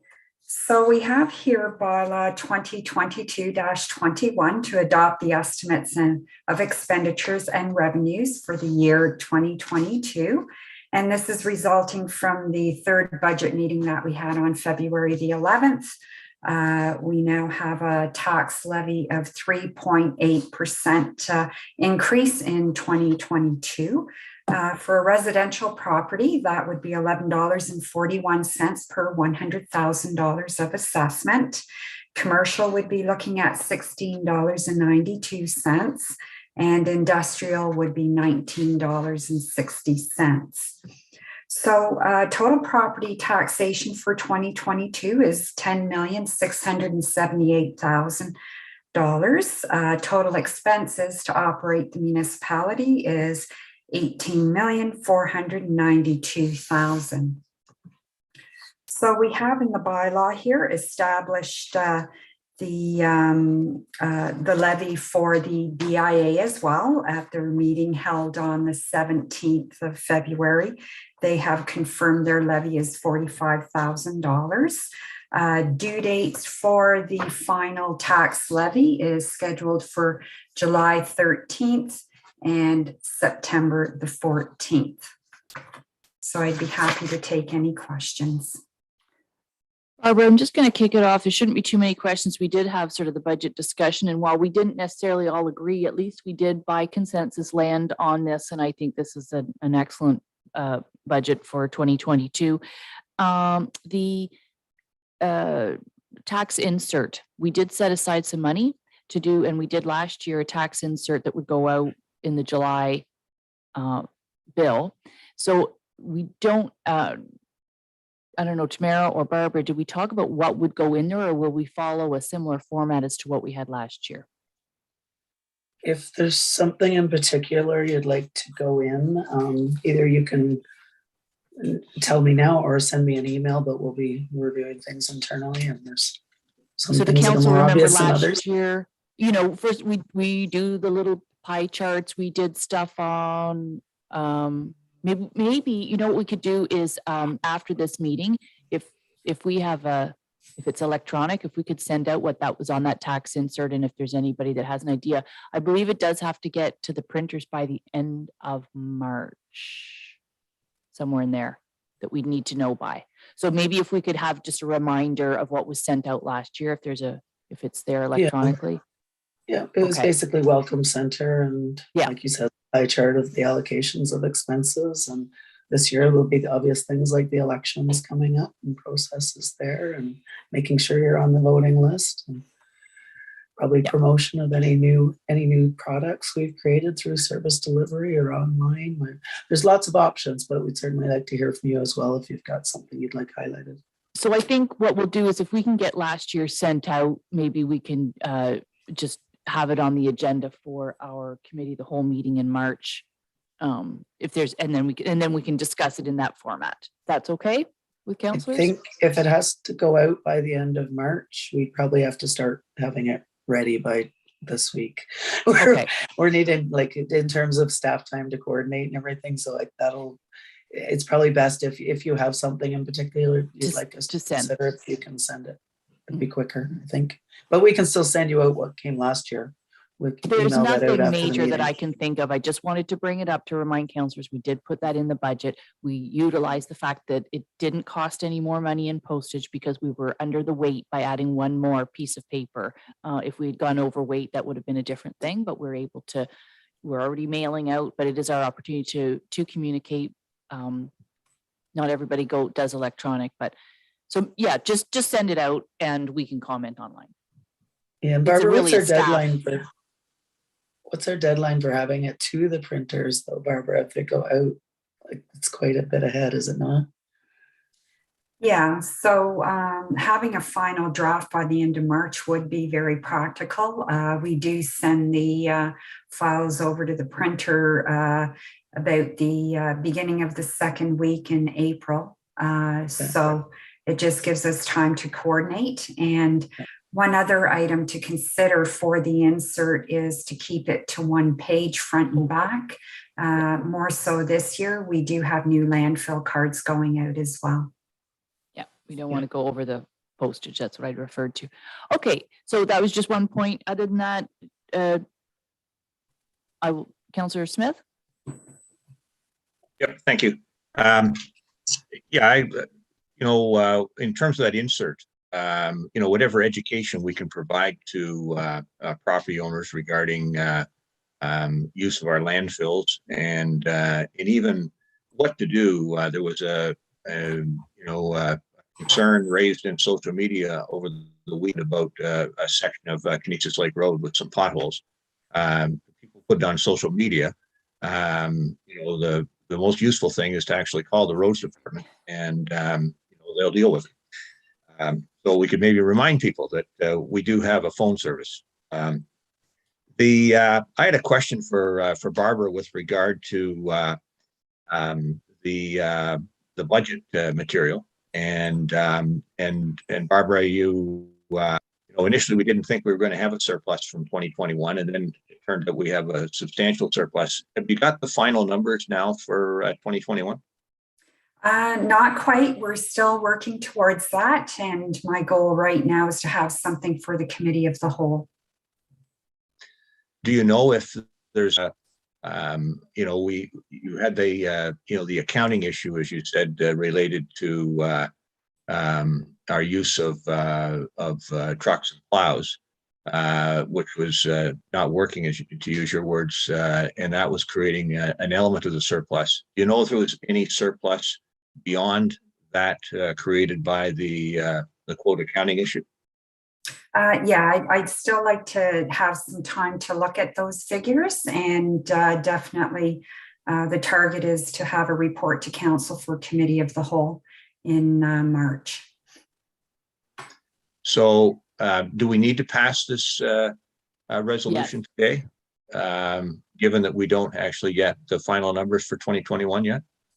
I think, Councillor Smith, if I could, and then Barbara, is that it was determined at the budget meeting that we were not going to be dependent on any surpluses, like whether it be operational, as example, as snow plowing. If we're under in snow plowing in 2021, we were not going to use that as to bring down the levy for 2022. Not everyone agreed on that, but there was 5 out of 7 agreed on that. So it really becomes a full separate issue. And I think once Barbara has time to get those numbers and we have that fulsome conversation, that will be, we'll spend quite a bit of time talking about what to do with the surplus, where they go, what pockets. And also Barbara in tandem is still trying to work on having policies around reserves and reserve limits, and what's the top limit. As an example, if you have a surplus in your operational budget, how much do you need? Where's that top amount that you need for that? The county is also working on that. We don't have any policies at all on the county for our reserves and reserve balances. And so I think it's going to be a fulsome conversation, but it is a separate conversation in terms of what we're passing today. Well, I just, the degree to which there's a surplus that's not driven by the quote accounting issue, related to snow plowing. Maybe that's a surplus that council might think appropriate to utilize to reduce the required levy for 2022. Well, I'll say again, we had that conversation on the 11th that we weren't going to use surplus from 2021, whether it be operational or accounting in terms of how we bill back our vehicles, whatever this, or even on the fact if we had some staff vacancies, we weren't going to be dependent on our reserve or sorry, any kind of a surplus from 2021 to offset the 2022 budget. So to me, that was what 5 out of 7 agreed upon. So that is a conversation that we'll be having in March when the reserves, or I keep saying reserves, when the surplus actual numbers, what departments and how those surpluses were created. It won't just be one big number. It'll be all broken down and we'll be able to have that discussion then. Barbara, is there anything you want to add before I go to Councillor McKechnie? Yeah, I just wanted to say that it's 2 different discussions here, the result of 2021 and the budget of 2022. And just based on the direction given by council at the February 11th 3rd budget meeting, that staff was given direction to move forward with a bylaw for the 2022 budget. And when we see the report on surpluses, there may be an opportunity. If somebody wants to propose to spend some of that surplus in 2022, as we did another year, we did bring forward money to do Redken. So it doesn't mean that that we're not touching it. It means that we're going to have that as a separate discussion. Does that make sense? Okay, Councillor. Well, I understand the point, but I asked the question hoping there might be information. If there was information, it might cause even a couple of councillors to change their perspective and make a decision to hold the line in terms of a smaller tax increase than the proposed 3.84. But okay. If no other councillors are interested in that, then so be it. Thank you. Councillor McKechnie next. Yeah, please clarify this for me. So on February 11th, we voted for to accept the budget, which of course I wanted a little lower, and so did Councillor Smith. But we're outvoted, which is fine. But to me, this surplus that was determined then, we didn't know what the surplus was going to be. It could be 100,000, it could be 500,000. I think we're discussing something here that maybe I'm wrong because we voted on the taxes were going to be 3.84, and I like your idea, Andrea, that if there is a large surplus there, that maybe we'll instead of just sticking that money into a reserve, that if we can find the time and the people and the material, that maybe we'll fix some sidewalks or fix something in our community that needs to be fixed. But I mean, I think that horse has left the barn. The taxes are what they are, and whatever the surplus is going to be, it's going to be put somewhere, and either in a reserve or into something that we really need to fix it in our community right now. So, thank you. I do see Barbara's off screen. I don't know if she got kicked out of the meeting. Does anyone notice? But I said it, and I believe she said it, and so I'm going to move on this subject, and maybe we'll see if we want to take a 15-minute break after this before we go into the planning section. So I don't think Barbara needs to be on screen. I think we asked all the questions. She's coming back. Hello. Just so it is 2 separate issues, and we'll have a fulsome discussion, the beginning of a fulsome, maybe not all decisions made, but we'll have a much better discussion on that at the March Committee of the Whole. So I will look for a mover and a seconder for this. If I could, Councillor Clark and Deputy Mayor Kennedy. Be it resolved that bylaw 2022-21, being a bylaw to adopt the estimates of expenditures and revenues for the year 2022, to authorize levying the rates of taxation for 2022, to establish the due date for payment of taxes, and to provide for penalty and interest to be added to unpaid taxes, be read a first, second, and third time, pass, sign, and the corporate seal attached hereto. All in favor? Okay, so that carries. Should we take a little break before we go into planning? I see nods. Okay, so we will take a break for 15 minutes, 10:40. That brings us up to 10:55. So you can just turn your screens off, volume off, and I'll see you at 10:55. Bye now.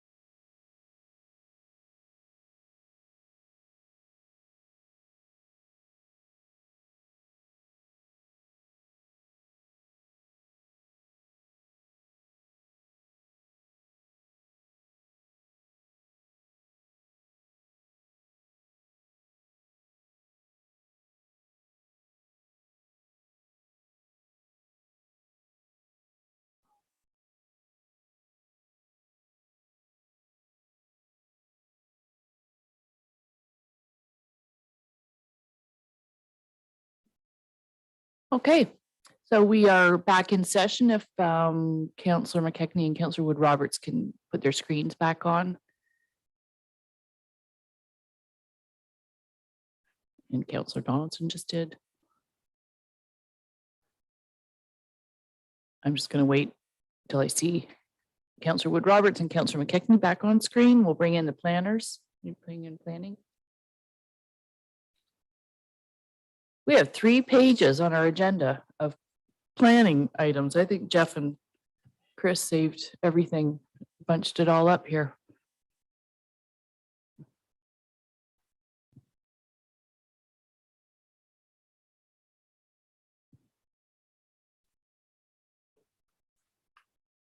I'm just waiting to see the staff online. There's Chris. I'm just waiting for Jeff.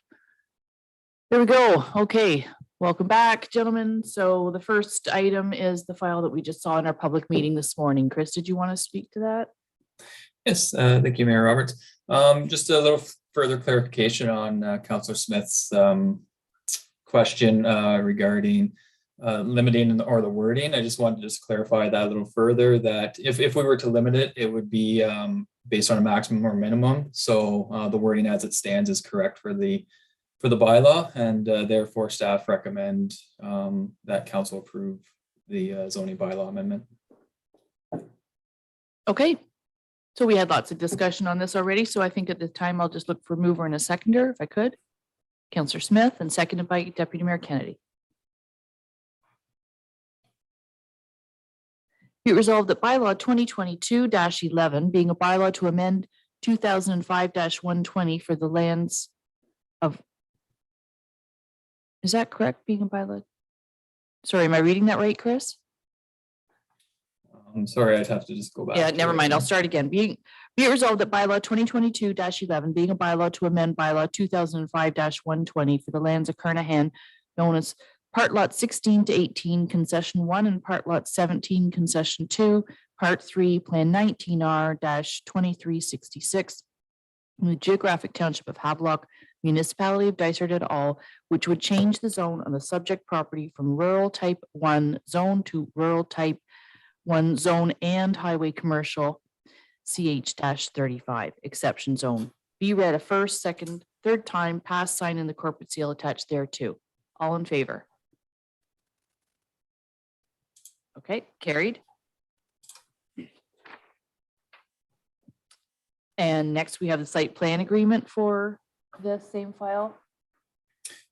That's correct. So this file is the site plan agreement for the Carnahan zoning bylaw amendment, which we've heard.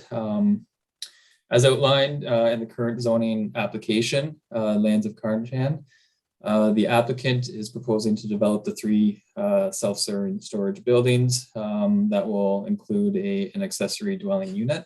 All commercial properties in the municipality are subject to site plan control to ensure the property is developed in accordance with municipal policy, and allow council the opportunity to comment and request any additional features they see applicable for development.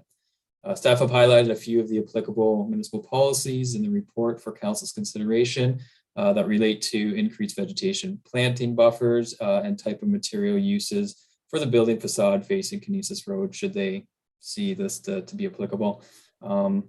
It is staff's opinion, the subject to the included conditions, that the proposed application conforms to the municipal official plan, is appropriate and represents good planning, and that we recommend that council approve it.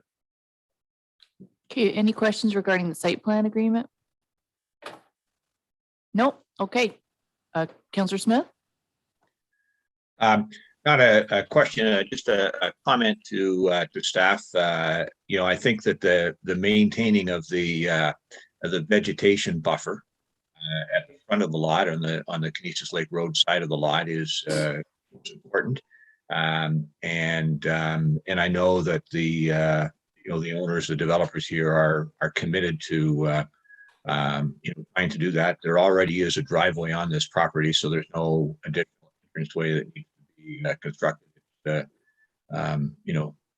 Be able to maintain that buffer and work with the owners in that respect. So it's not going to be a highly visible site, if you like. And it does say vegetation buffer in there. So, yeah, I think that's important. That's correct. Yeah. The naturalization buffer in there will allow for plantings and additional vegetation if required through the process. Okay, so can I have a mover and a seconder to approve the site plan agreement? Councillor Smith and Councillor McKechnie.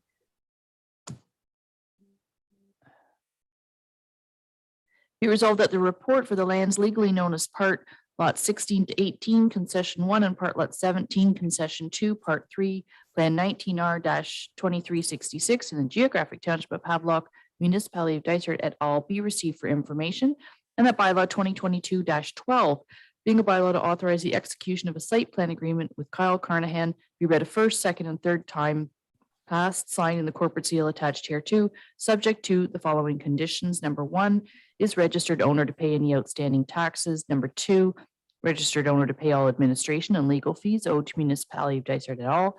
Number 3, the applicant to provide proof of potable water to the municipality et al. Prior to issuance of a building permit. And number 4, subject to the approval of a zoning bylaw amendment for the intended use. All in favor? Okay, that's carried.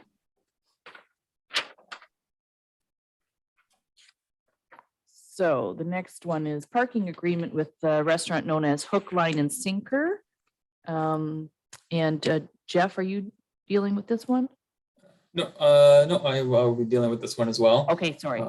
Yeah, not a problem. This is for file L04 PK-2022-001, which is a parking agreement for lands of 500-5308. And so the owner has submitted a building permit application to the municipal building department in order to renovate the interior of the building to increase the existing restaurant capacity and seating. Upon review the building permit, it was noted that the proposed increase to the capacity of the restaurant will create deficiency and require parking on the subject lands. Further, due to limited space on the subject property, the owner cannot accommodate the additional 27 required parking spaces and therefore will require an exception from the required parking spaces.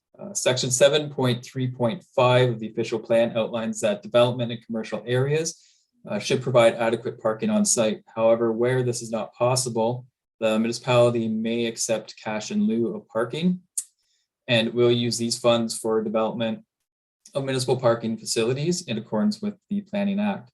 Therefore, based on the bylaw 2015-41, the owner is subject to the parking agreement that is calculated at $1,000 per deficient space on the site for a total of $27,000. In summary, staff support the proposed parking exemption subject to the parking agreement in exchange for cash in lieu. and highlight the importance of the parking cash in lieu agreement, as this provides the municipality with funds to construct and maintain future public parking spaces to support new and growing businesses in the main settlement area. These parking spaces also provide parking for visitors and locals looking to access the various amenities in the settlement area.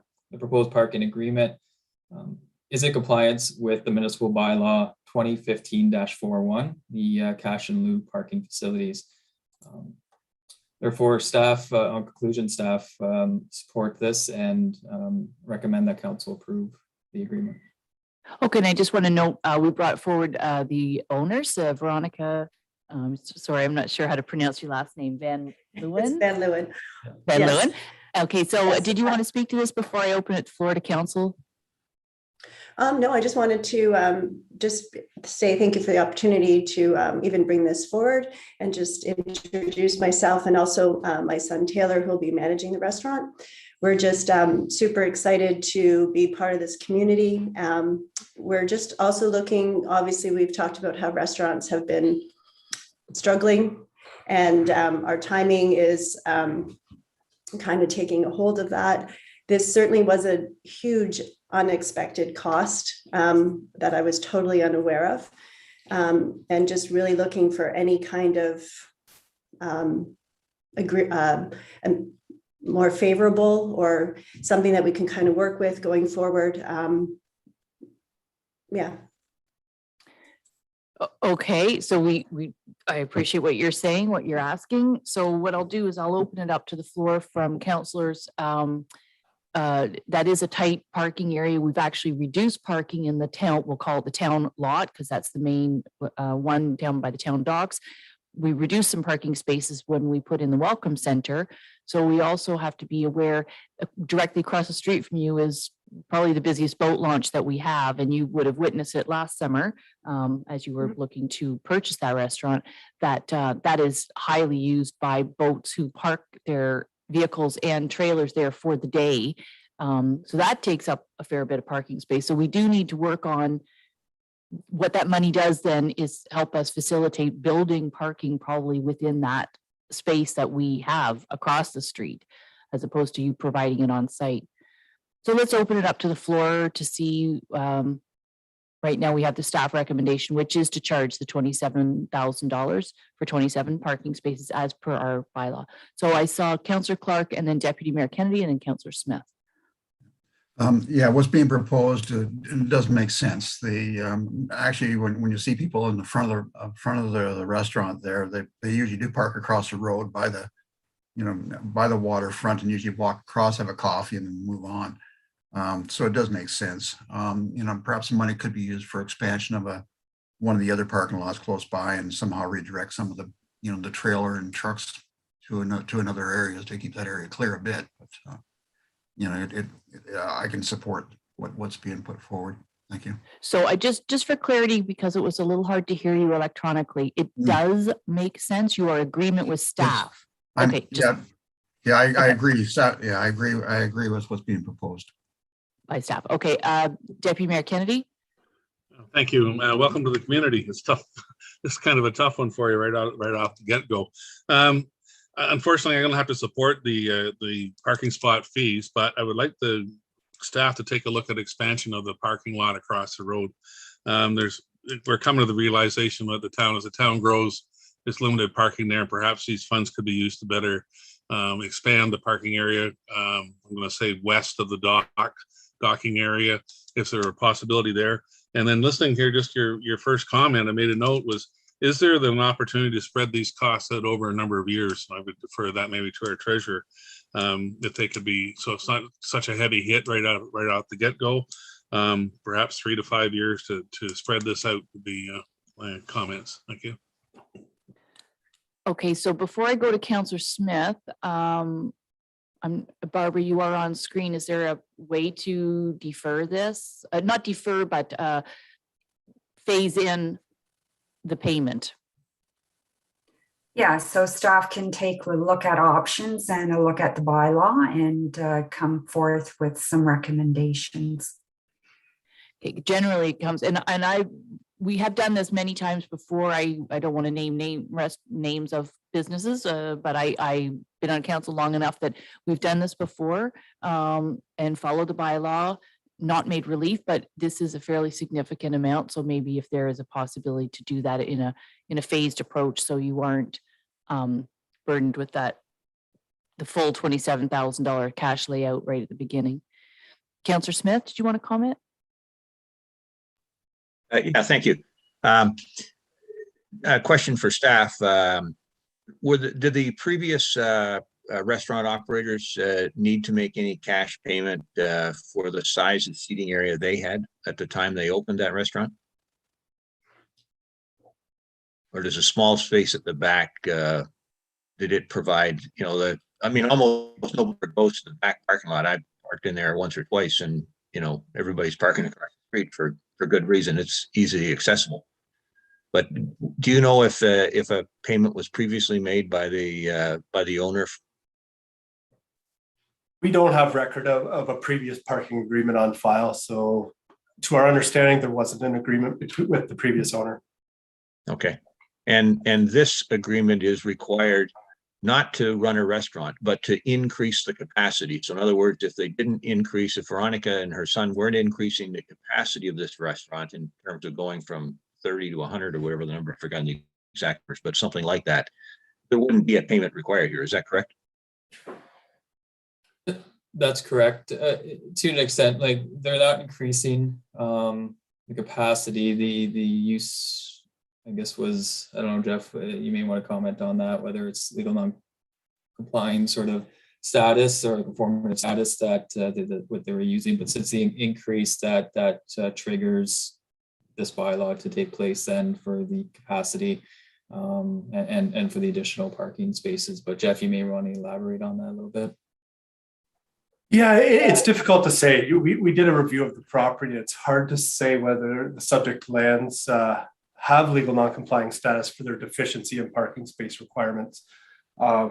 It's hard to say whether that was overlooked when this property was first converted to this restaurant. Our records just aren't clear enough what happened at that time. So what the bylaw says is the spaces you are deficient are the ones you're supposed to pay for. So if they indeed had legal non-complying status, which we weren't able to find anything to support, if they did have legal non-complying status for those deficient parking spaces, you're right, there wouldn't be any requirement for an additional payment under this bylaw. Okay. Maybe if it's okay, I'm going to turn back to Veronica because hopefully all of us on this screen have eaten there, and it's been a well-established restaurant for several years. Are you actually increasing within the facility? Like, where would the new seats? Where is it?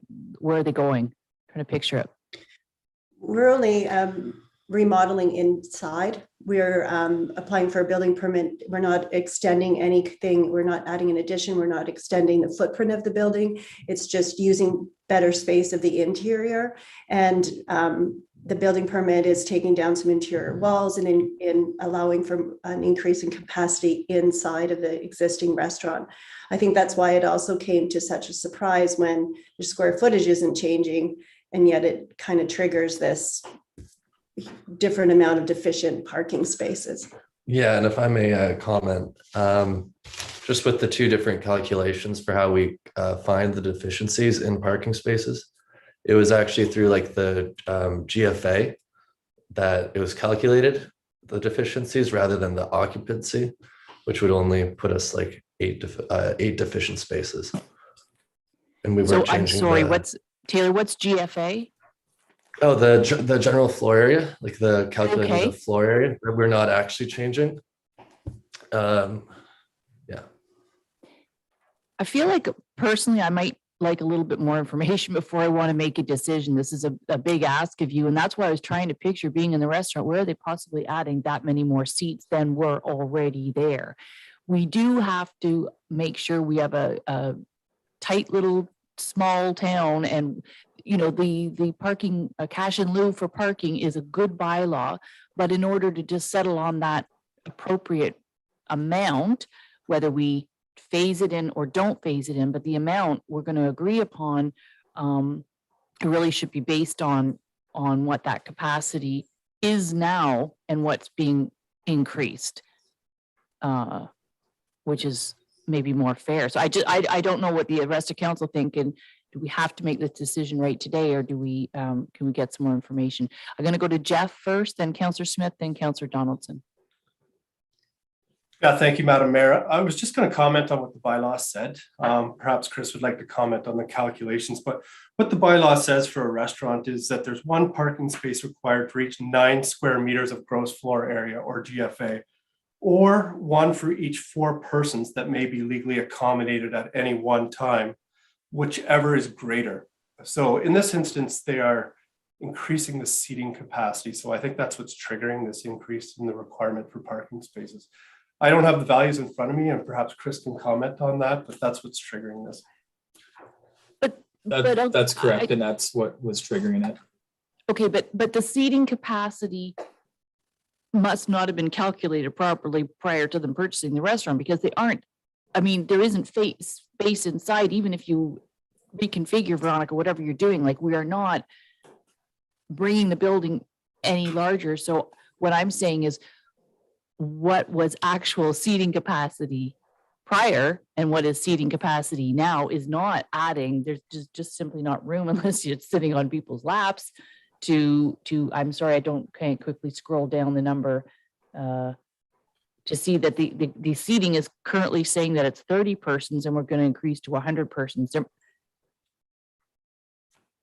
I would suggest, obviously not having any background on the restaurant previously, I would suggest that the capacity of 30 was incorrect. And that the restaurant had seated more than that. And however, that was, as Jeff maybe suggested, overlooked, or that was unclear. I think that us increasing our capacity, which obviously falls under any kind of other bylaws, that the building can hold 100 people. We're not going against any other kind of liquor license or bylaws. And forgive me for my ignorance of maybe not stating everything exactly, but I think that's the difference, is that it wasn't 30 to begin with. Yeah. Councillor Smith was next, and then Councillor Donaldson. Yeah, thank you. Yeah, I've been in this restaurant a number of times in its former format, and there's no way there were only 30 people there. I'm going to say that at one far wing of the restaurant, you know, that was furthest removed from the baked area was 30 people, and then you had the central area, the baking goods area, and then you had the outside patio. So when you added all that up, it was several dozen, may not have been 100. It was several dozen that could have sat there previously. That's why I was surprised at the numbers in this report, the 30 going to 100. But you know, and if there doesn't need to be a decision today, if staff can come back and do a little more research in terms of the background and come back with some more information, I'd be okay with that. And, you know, certainly supportive of the new owners here and their proposal, but I think we also need to be fair to other businesses, businesses that have purchased sufficient land, provide parking spaces. That's land that they had the capital cost for, they've got the maintenance cost for, and they actually pay property taxes on, you know, year after year. So, you know, we need to be, you know, fair in decision here, and in the amount, not only to the new owners of this restaurant, but to the other businesses in town, particularly, as I said, those that bought the land and pay taxes on that land. And I'd also ask that maybe we use this, the thing that struck me here was that this $1,000 fee is based on a bylaw from 2015. And, you know, that means it's been 7 years since that $1,000 fee has been, you know, evaluated. And property taxes since 2015 have gone up by more than 1/3 on the same home, with no change because of inflation and so forth. And so this, to me, triggered a need for us to maybe have some sort of CPI escalator, you know, in fees like this that can turn out to be fairly substantial. And again, those businesses in town that have parking spaces their taxes have gone up. The cost of plowing snow and resurfacing their parking lots have gone up. So if there's to be a further report on this topic, I'd like it to consider that aspect of this one too. Not necessarily to change it for the Van Leeuwens, but there does need to be some consideration of that going forward. I don't want to hold up this process. I think that would be on it, like you said, go forward for not for this particular file. What I think we need to do is get an accurate, fair. The two questions is, one, can we phase in the payment, and number two, is the payment accurate? And until we settle on this, I don't believe they can get a building permit. So we really don't want to slow that process. You're probably trying to do this interior construction renovation during the off season before you open. So it's a little bit of a dilemma. Like I say, the numbers sort of shocked me. So Councillor Donaldson was next, and then Councillor McKechnie. I definitely agree. We need more information, because how can the previous owners not have any payment? And then now this is a huge unexpected amount that gets charged to them. And even if the previous owners couldn't have even told them to be aware of it. So definitely needs more information on that, especially when they're not making the place bigger. And people that have their own, with the taxes and everything, and have their own property and that, those are specific sites. And I'm guessing that at the boat launch, is there going to be specific sites? If the owners buy or pay for 8 sites, parking sites, are they going to be specific for their clients? No. So no. I've been there. I eat there several times because I love the parking when I've got a 20-foot trailer on. So I eat there a lot. And but sometimes I have to park way down by the caboose. So, and that wouldn't be if they own their own property. It wouldn't be like that. So there's a little bit of leeway there that their customers may have to be walking from the Head Lake Park back to the restaurant. So definitely want to do a little bit more research on that, because I feel like that's a little bit of an overkill for them to have to pay, not knowing. And also we're giving the ones that want you just previously said that the restaurants were the hardest hit in the last 2 years. So we should make a leeway for the ones in town for the parking areas missed, so they can dine on the parking areas. So I feel like this should also be a given to allow some leeway here for this year at least. Okay, good points. I'll go to staff first and then Councillor McKechnie next. So I'm just going to look to Jeff to speak, and then Councillor McKechnie. Thank you. I'm just trying to provide council with some of the information that you might be requesting. As per the report, the proposed seating area, I think, is 369.1 square meters. And as per the bylaw, as mentioned, there's 1 parking space required for each 9 square meters. So when I take that value and divide the 369.1 and divide that by 9, it comes out to just over 41, or the requirement for 42 parking spaces. So I'm not sure where the 43 came from, and maybe Chris can comment on that 1 additional spot, but 42 spaces minus the 16 they're showing on site, that's where we're getting this value of 27 additional parking spaces being required. So I just wanted to provide that for council, and hopefully that's the information you were looking for. Okay. Sorry, I'll keep to staff, Councillor McKechnie, if you just don't mind holding off. Chris. Yeah, so I just wanted to just outline, so on the plan, it does outline the parking calculations that were provided by the applicant or the owner's designer. And so it does speaks to the gross floor area. So the required parking for the restaurant was 41 spaces. So it's 1 space per 9 meters, as Jeff alluded to. And then parking required there's residential units on the 2nd floor. So that those are all the required parking as well. For that site. And then, so when you take the total of everything is 43, what they provided on site is 16. So take your 43 or take your 16 away from the 43, and then we came down to the 27 spaces required. Okay, because there is something on residential apartment on top. Jeff, one last thing. Yes, thank you. And I just wanted for council consideration, as per Councillor Donaldson's comments, the bylaw or bylaw 2015-41 does give council some discretion if they are looking at providing relief in this value. And it does note that relief can be provided where it is deemed to be in of public interest to support this business located in the village of Halliburton. So I just wanted to bring that up if council wanted to look at that option. Was going to be my suggestion after we hear from Councillor McKechnie, that if someone wants to see if we want to reduce that. Councillor McKechnie, go ahead. I welcome you to the community, Veronica and your son. I have a bit of experience in what you're dealing with.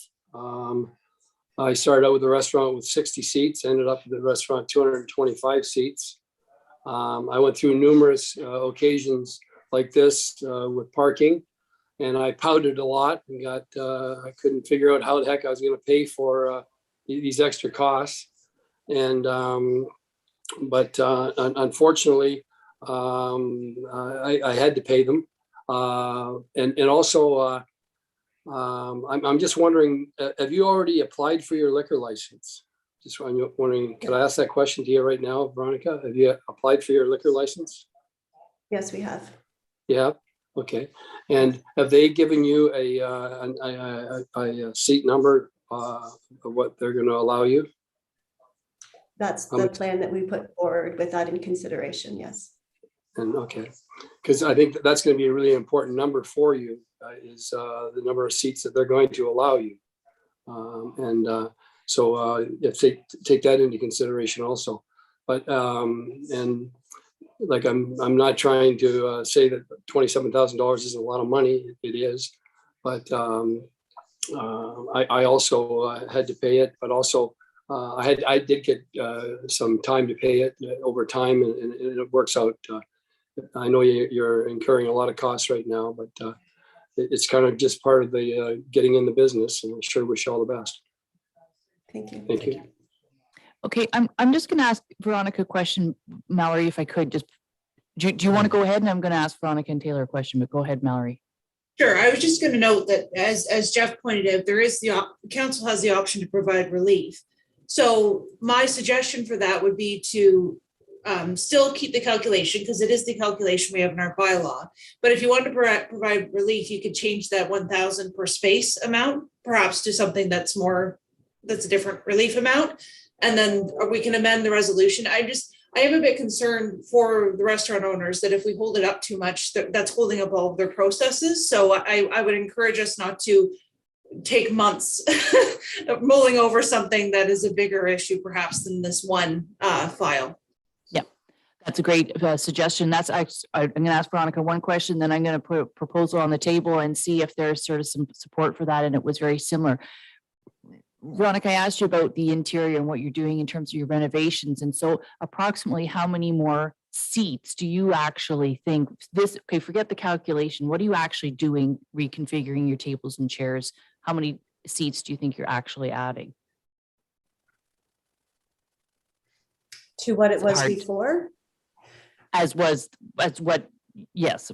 To what was there. Okay, sorry. I would find that a little bit difficult to answer because though we've cottaged in the area for years and years, when we were purchasing the property and we were there training and working there, it wasn't fully open. So the whole one side had never had tables because everything was shut down.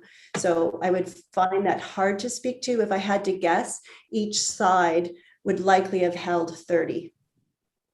So I would guess 60. So an increase of 40. So, Andrea? Yes. I just have been waving a few times. Can I? I'm sorry, I can't. Can I just get my 2 cents worth in here? Yes, please. Well, welcome to the community. I think this is quite an exorbitant expense to start with right off the hop.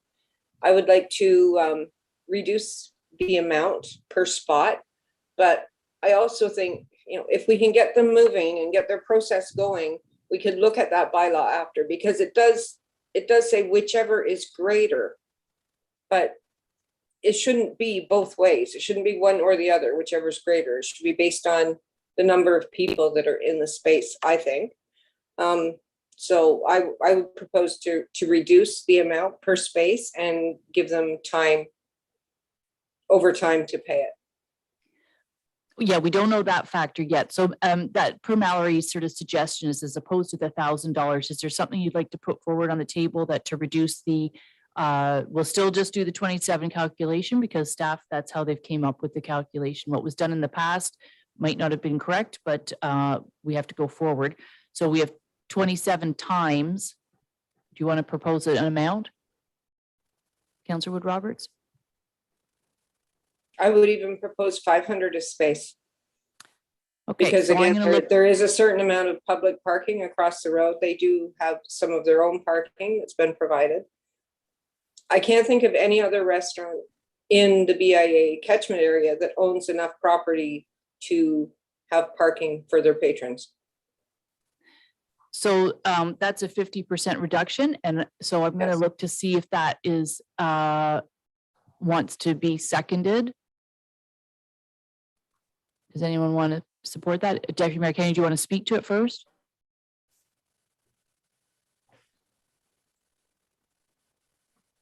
Sorry. Yeah, I'm not always in favor of reducing charges, but this is a business that's just starting out here. And in light of the COVID and everything we've been doing, trying to promote and help our businesses, I would support this on a one-time only basis, not as a precedent-setting thing. It is in the bylaw. We have the ability, so I would support Nancy's proposal. Thank you.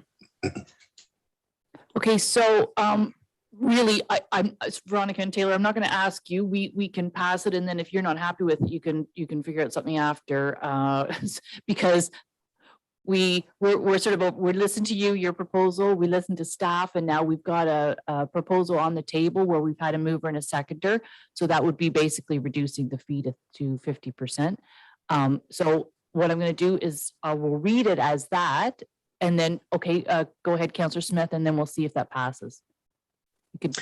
Yeah, I'm generally very supportive of the restaurant industry. Is the earlier case in point of the offering the patio space for this upcoming summer. But we're talking here about a privilege that will last forever and ever. That is the use of the public parking across the road. Public parking that costs us a lot of money. I don't know how much money Dysart spent on that particular parking lot, but I know in 2018 we spent $500,000 on the parking lot at the municipal office and the arena, and that was just to put the capital cost to put it in. Then there's the ongoing maintenance cost, whether it's resurfacing, plowing snow during the winter months, and so forth. It's an expensive operation, and as Councillor McKechnie described in his own business experience, his own restaurant business experience, he paid significant amounts, to use his terminology, related to parking for a restaurant there. And so to take an expense like this and arbitrarily cut it in half, me doesn't seem right or appropriate, and doesn't seem fair to other businesses. And so I could be supportive of giving the Van Leeuwens a bit of time in terms of, you don't need to pay the whole $27,000 here in February of 2022. But as I said, to arbitrarily cut it in half just doesn't seem fair and appropriate, and I would not support that. Thank you. Okay, so one last comment, Councillor Donaldson. The only thing is, I feel that it's probably been operating with the number of parking spaces that it was allocated. I don't think that they're not putting in that many more seats than are actually already there right now. It is walkable to town. It is tons of cyclists use that facility as well. And, you know, to me, Councillor Wood Roberts' suggestion is meeting halfway, which is not waiving the fee completely, but, you know, making it more realistic. So, sorry, Councillor Donaldson, you were next. Yeah. It's just like, I remember when it was a plumbing store, so obviously it had to be rezoned when it became a restaurant. And was there anything in when the rezoning was, maybe Jeff, if you can look that up, that or no, that was parking part of the agreement with the rezoning into a restaurant? Like when it was rezoned as a restaurant, they obviously knew, whoever was at council, that there would need to be parking spots, and they must have thought that they were going to use the parking lot across the road to accommodate that restaurant, and hence why they rezoned it to a restaurant. So it feels part of our responsibility as the rezoning, whenever it was, it had been years ago, that we give some leeway here because we've never charged for it before. So unless in the rezoning, it says that it has to be, the owners have to be charged parking spaces. I'm for what Councillor Wood Roberts. Okay, so we have talked about, I do see two councillors, we have talked about this a lot. There is a proposal on the table. So quickly, Councillor Clark and then Councillor McKechnie, and then I'll call for a vote on this. It's okay if it gets defeated, we'll go back to the drawing board, but I think the issue, the issue at hand here is, how many seats are currently there versus what's being proposed. And I think that's a big unknown. I think what we've come to agreement on is the fact that the number of seats being added is not as great as what was originally thought. But it's a big unknown, and to support Councillor Wood Roberts' proposal, at least that recognizes that we've got some questions there, but it enables them to move forward. Thank you. Okay, thank you, Councillor McKechnie. Yeah, I'm just wondering, like the fire marshal must have had a sign inside the restaurant saying how many seats were allowed back then. Veronica, was that kind of noticeable, or did you see that? Did it say 30 or 60, or like you're telling us that there really is 60 seats that you're inheriting, and you want to add 40? Is that right? Sorry, I was suggesting it was that much. When we were there, everything was shut down in the cafe area. I can't speak to how many seats for sure there were, just by kind of square footage and seeing the possibility of tables. That would be my guess. As far as what they were zoned for, permitted for, and how many seats, I'm unclear. Well, I'm sure that the fire marshal would have a number that they would have designated how many seats are for each room. They had 2 rooms there, correct? I wasn't in the place a lot, but so I think that, and I'm not trying to sound negative on trying to hit you up for $27,000 here, but we also have to think of the people in the past, like recent restaurant owners who have had to pay for parking spots. And I'd like to know what if that figure's been $1,000. I could see reducing it a bit, but I don't want to, all of a sudden cut it in half.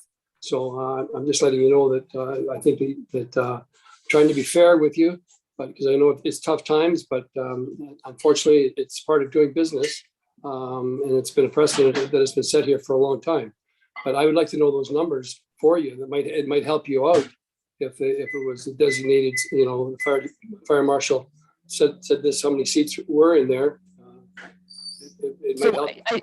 I think, Councillor McKechnie, and to what I had said earlier, and Councillor Clark, is we don't know the number of seats that were before the Llewellyns bought it. So now, but I have been in the restaurant. You are not adding 50% more seats even, or 100%. There's not physically space unless you built off the back. So in light of that, the business has been operating with that. They didn't pay extra for parking. And I don't know what the parking fee was prior to 2015. That is what we have in place right now. So we do have a recommendation, and I believe it was from Councilor I think it's Roberts. important that if the liquor license comes back and says it's 75, 80 seats, it makes a big difference. Well, I think they're going to comply with, Jeff, do you want to take that? Yeah, thank you. I just want to clarify for council because the discussion seems to be going towards what the permitted capacity was before and what it's going to be. This calculation is based on the gross floor area of the building. So what is required now versus what they have on site. So it's the difference between those two values, not the difference between what was permitted before and what it's being expanded to now. I hope I made myself clear there. Yes. It's just based on the zoning requirement, based on the gross floor area. So this same requirement of 43 spaces applied to the previous owners. Okay, so Deputy Mayor Kennedy? Yeah, just on Jeff's last note there, when the previous owners put the patio in and lost 5 or 6 parking spots, were they reassessed at that time? No, they weren't. And if I could just comment on Councillor Donaldson's comments too, there was no zoning bylaw amendment required to switch it from retail to a restaurant because both uses are permitted in the general commercial zone. It's possible the addition of the patio might even require further parking spaces, but a development proposal wasn't submitted at that time, so it wouldn't have been reviewed. Okay, and Chris, one last thing. Great, thank you. And just to build off of what Jeff had mentioned, the zoning is your standard commercial zone, which then will go to the parking requirements. So there wasn't any specific parking requirements, minimum, maximum, that type of thing, or reduction. And there is no site plan agreement on file, so therefore there wouldn't have been any sort of reduction in parking or anything through that as well. So I just wanted to clarify. I know Councillor Donaldson had sort of mentioned that as well, either through zoning or an agreement, but there wasn't a past site plan agreement on file. Okay, so there was a recommendation when I get to we have a resolution. Oh, I've lost my iPad. When in the package we get a draft resolution. So when I get to item number 3, I will read the amount of 13,500. Which then in the brackets equates to $500 per parking space. So I believe I had that moved by Councillor Wood Roberts. Okay, Mallory? I was just going to and I can read it too. Also, Chris had his hand up, so we'll go to him too. But I was going to add the line that we're passing the bylaw as amended because we need to make sure the bylaw's written properly. So I still think we should pass it, but I just want to make sure that, so I can read the resolution when we get to it, I guess. Is what all right, I'll let you read it. Thank you. Chris, did you want to add before because I do have a mover and a seconder for that suggestion on the table. I believe Deputy Mayor Kennedy, you would seconded that, right? Yeah, okay, just. Yeah, and I think just for clarification too, I think if it's read the way it is, I just want to make sure that if there was a term involved with that, or if it's just for the 500 for the fee, I just want to make sure that we have it correct. I think if we reduce the fee that it would be paid, it would just have to be paid in full. That is because otherwise we're going to take too long to find out these guys need a building permit. They need it sooner than later to get cracking in the winter season. And if we wait to see how to defer, if this passes at the reduced fee, I'm sure that they can just pay that fee. Is that okay too? So we yeah, that's perfect. I just want to make sure just for deferring. staff's clarification. Yeah. I think your sensitivity to time frame and how that all plays out for even securing contractors was an ordeal and a half to have them sort of lined up and waiting for this process. So your sensitivity to moving things forward is most appreciated. Okay. Councillor Smith. Just quickly before councillors vote on this, you know, if you're thinking of giving away $13,500 here, which is what you're doing, if you reduce the fee from 1,000 to 500, I ask that you think about the great causes in our community, like the lift at the Legion, that we contributed $2,000 to, just $2,000. The cutbacks to the sculptured forest. In terms of the grants there, all those things that needed to be done, and collectively, they didn't add up to anywhere near $13,500. This is a very significant gift. Thank you very much. Councillor Donaldson. We never had the 13,000 to begin with because we never charged before. So we're getting an extra 13,000 that we never had had come in for parking before anyways. Okay. I think everybody has made their points. I think I have a mover, Mallory. I have moved by Councillor Wood Roberts and seconded by Deputy Mayor Kennedy. And if you can read the resolution, we will take a vote.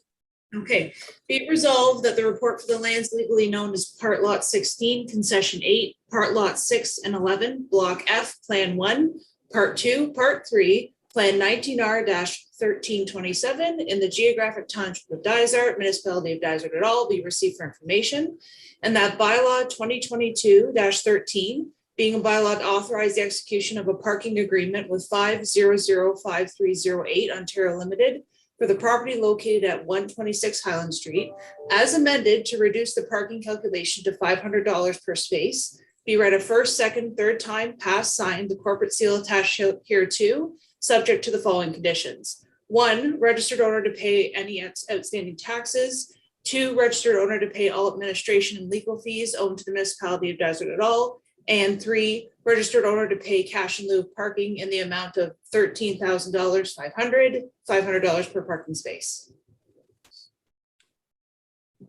So I will call for the vote. All We have those a in favor. recorded vote. Yeah, yes, we can have a recorded vote. Mallory, will you do that? Yep, 1 sec. Okay, Councillor Clark, Yes. Councillor Donaldson, Yes. Deputy Mayor Kennedy, Yes. Councillor McKechnie, You have to unmute Councillor McKechnie. No, is that a no, Councillor McKechnie? yes, no, Okay, I think I got it. Councillor Smith, No. okay, Councillor Wood Roberts, Yes. and Mayor Roberts. Yes, Okay, that carries. so that carries. Sorry for, that was a long debate, but anyway, but everybody did welcome you to the community. Good luck with your construction. So that decision has been made, and look forward to frequenting your establishment in the summertime. Good luck with everything. Thank you very much. Okay, thank you. Okay, we have a lot to cover in planning. I didn't know that we'd be that long on that, but it was a complicated one. Okay, where are we? Item D, Shore Road Allowance, lands of Creeber. Yes, thank you. And I'll try and move quickly, given that we have quite a bit on the agenda. This file is an application by Creeber to purchase the Shore Road Allowance in front of their property on Redstone Lake. Bylaw 2022-14 is the road closing bylaw, and bylaw 2022-15 is a deeming bylaw to allow their lot to merge with the Shore Road Allowance. The notice requirements have been completed and no concerns have been identified. And the purchase price for the road allowance is set at $5,008 as per the standard municipal policy for sale of shore road allowances. Staff recommend approval of both bylaws. Okay, any questions on this? Moved by Councillor Smith. Are you moving or questioning? I'm happy to move it, but I had a question I wanted to ask Jeff about that applies to several of these. And so Jeff, some of these folks that are buying the shore road allowance appear to have plans to add on to their cottage. And, you know, our bylaws, the zoning bylaw, I guess it is, designates that your lot coverage can only be 15% in the case of most of these waterfront lots. Does that lot calculation use the shore road allowance area in it, or does it not use it? Calculation for lot coverage? Yeah, purchasing the shore road allowance would increase their lot area and then give them a little bit more flexibility when it comes to lot coverage. So is that a motivating factor? It's puzzling that there's so many applications now to buy the you know, the shore road allowance. Not something that, you know, traditionally has been happening. And so is that what we really want? We want people to be able to increase the size of their places by purchasing the shore road allowance? Is it kind of an unintended consequence of the way we phrase the bylaw, or what happens? I would defer that question to council, actually, if that's if that's what they would like. there's lots of reasons why people buy the shore road allowance, just because they can, as they want it to, because the lawyer tells them it's advisable, real estate transactions, legal non-conforming building. And also sometimes these things come in a flurry of activity and we see several on one agenda and then we don't for a little while. Can't answer that. I don't know why. But you did get your answer to the question. It does increase their lot coverage. Okay, so did get a mover of Councillor Smith, so I'll take a seconder if I could. Councillor Wood Roberts. Be resolved that bylaw 2022-14, which is a bylaw to stop up, close, and convey a portion of the original shore road allowance in front of lot 29, concession 12, in the geographic township of Guildford, be read a first, second, third time, pass, sign, and the corporate seal attached here too.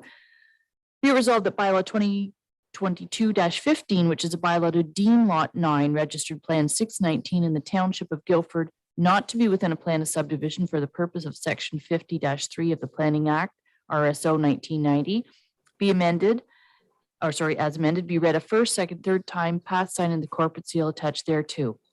This bylaw is intended to allow lot 9, registered plan 619, to merge with the road allowance, which has been closed and conveyed pursuant to bylaw 2022-14. All in favor? Okay, that's carried. And on to the next one.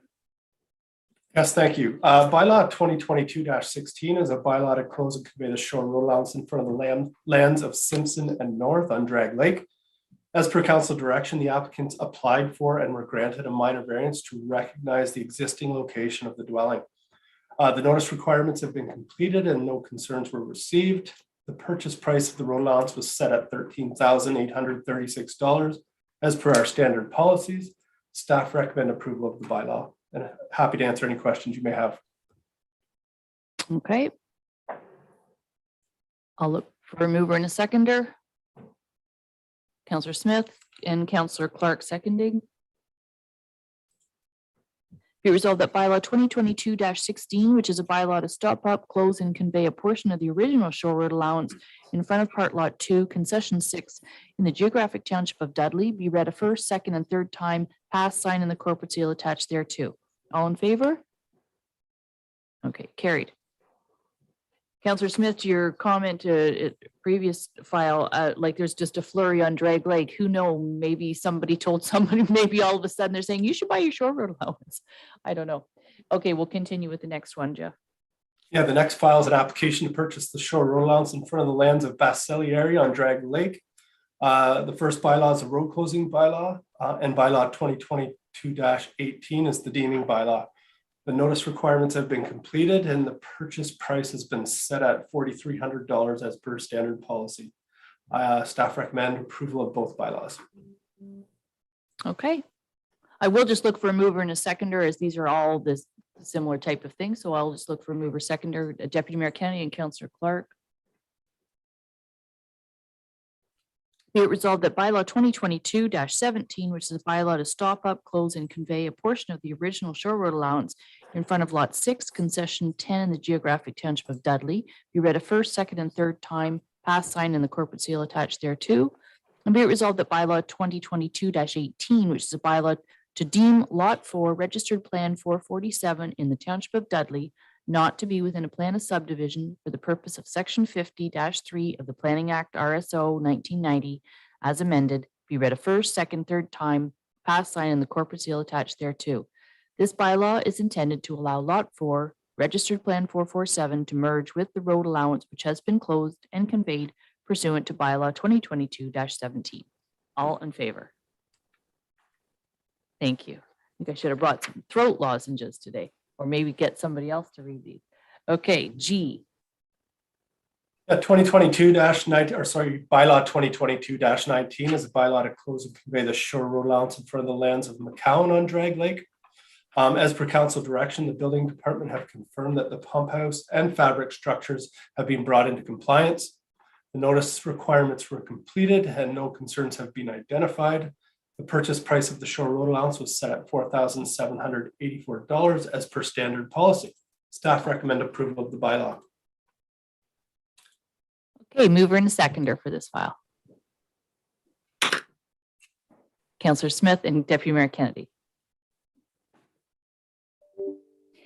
Be it resolved that bylaw 2022-19, which is a bylaw to stop up, close, and convey a portion of the original Shore Road allowance in front of lot 33, concession 7 in the geographic township of Dysart, be read a first, second, and third time, pass, sign, and the corporate seal attached thereto.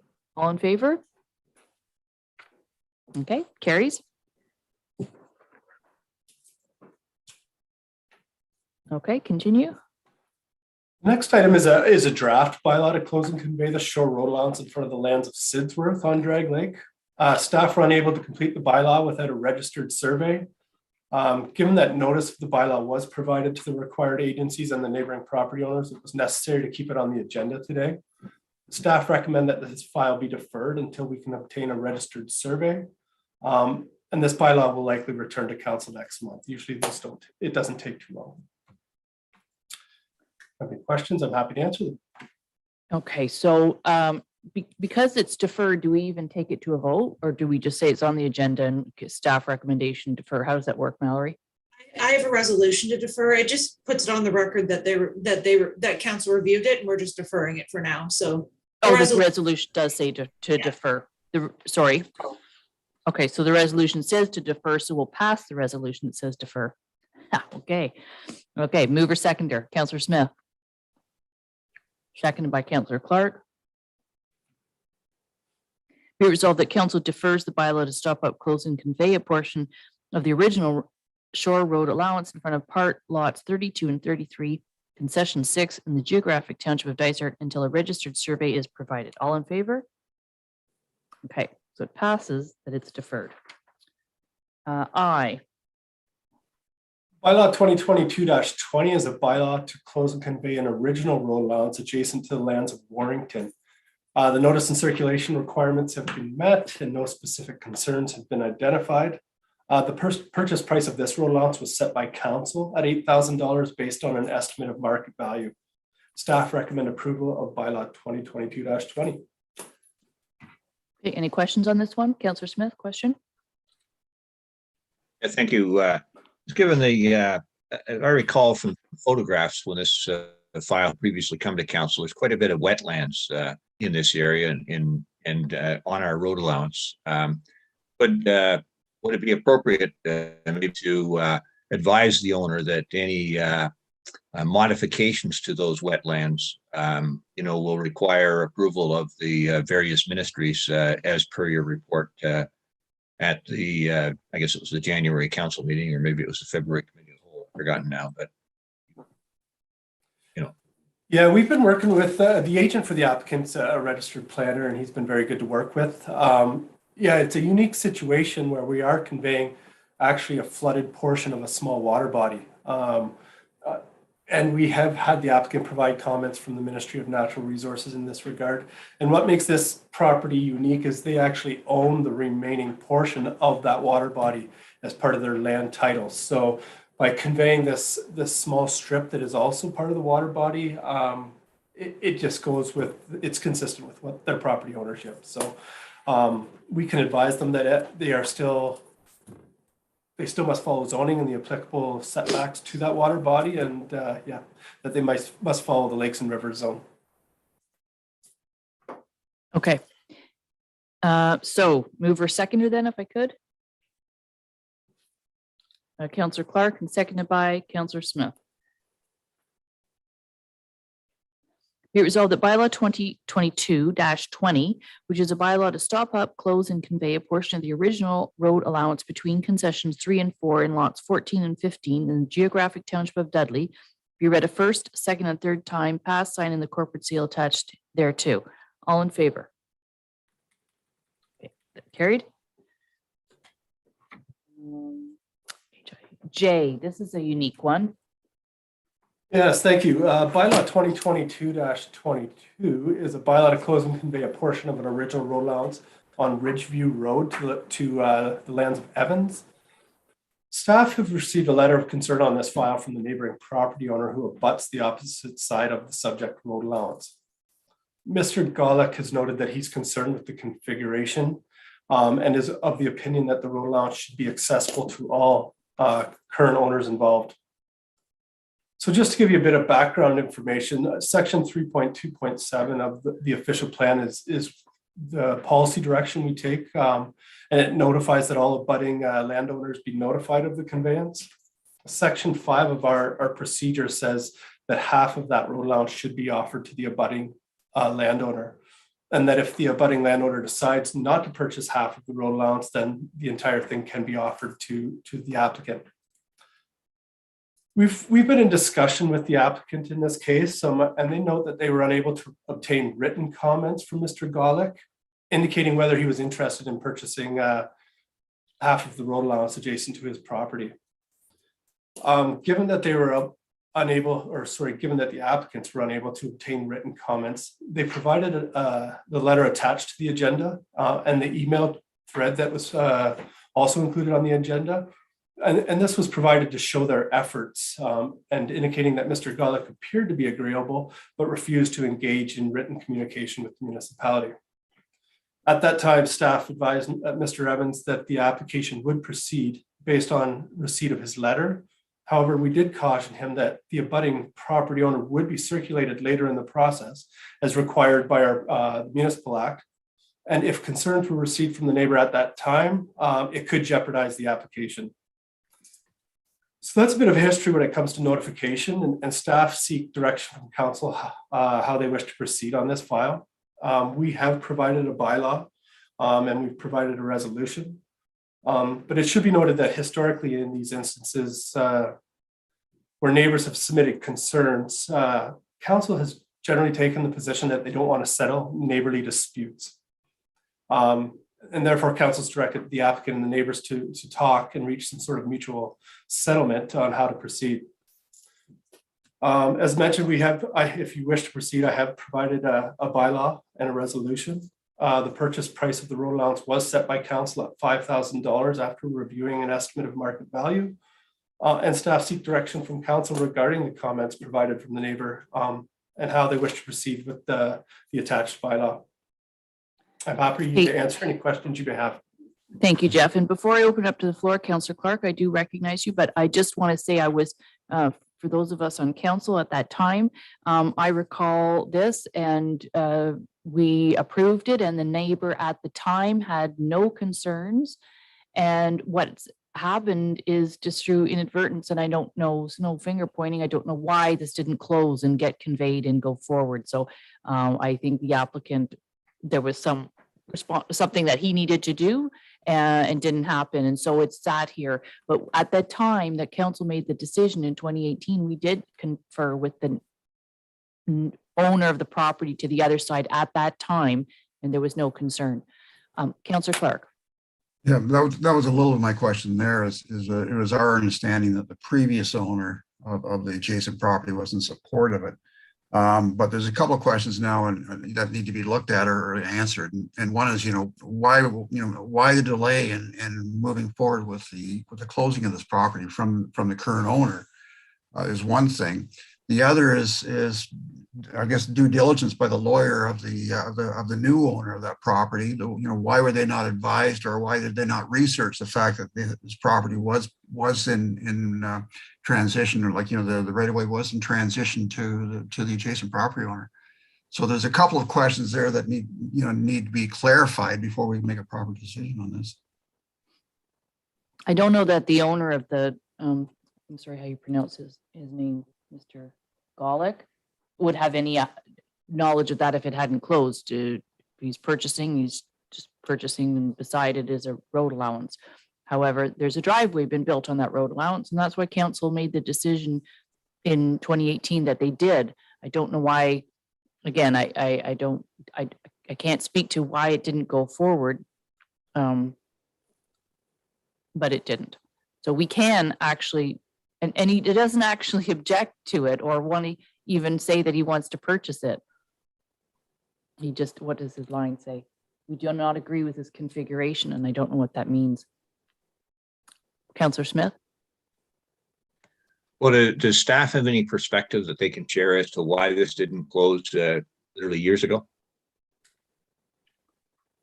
Oh, don't have the file right in front of me with regards to time frame, so it has proceeded as quickly as it could. Perhaps we just didn't receive the information required in due time.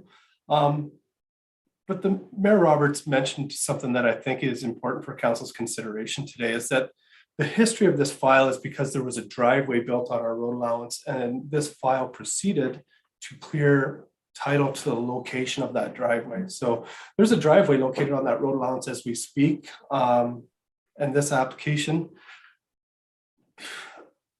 I guess what I'm trying to say, I can't speak for the neighboring property owner, but if he were to want to purchase half of this road allowance, he'd be purchasing half of a driveway that would be subject to an easement over land he owns, which might come with increased liability. Therefore, I think I guess I can't say what Mr. Evans' conversation was with Mr. Golick, but I just want council to be aware that there is a driveway located on this, and this is what this application is for. Yeah, but Councillor Smith, but we can make the decision to just follow up with what the decision that was made almost 4 years ago and go forward with this. Councillor Smith. Well, in fairness to Mr. Golick, should we not, he's had some correspondence from the proponent here, Mr. Evans, but he hasn't, I'm not sure what degree he's had clear communication from Dysart. Should we not send him a letter and say, look, here are the choices you have. You give your objection on the table and council may make its own decision.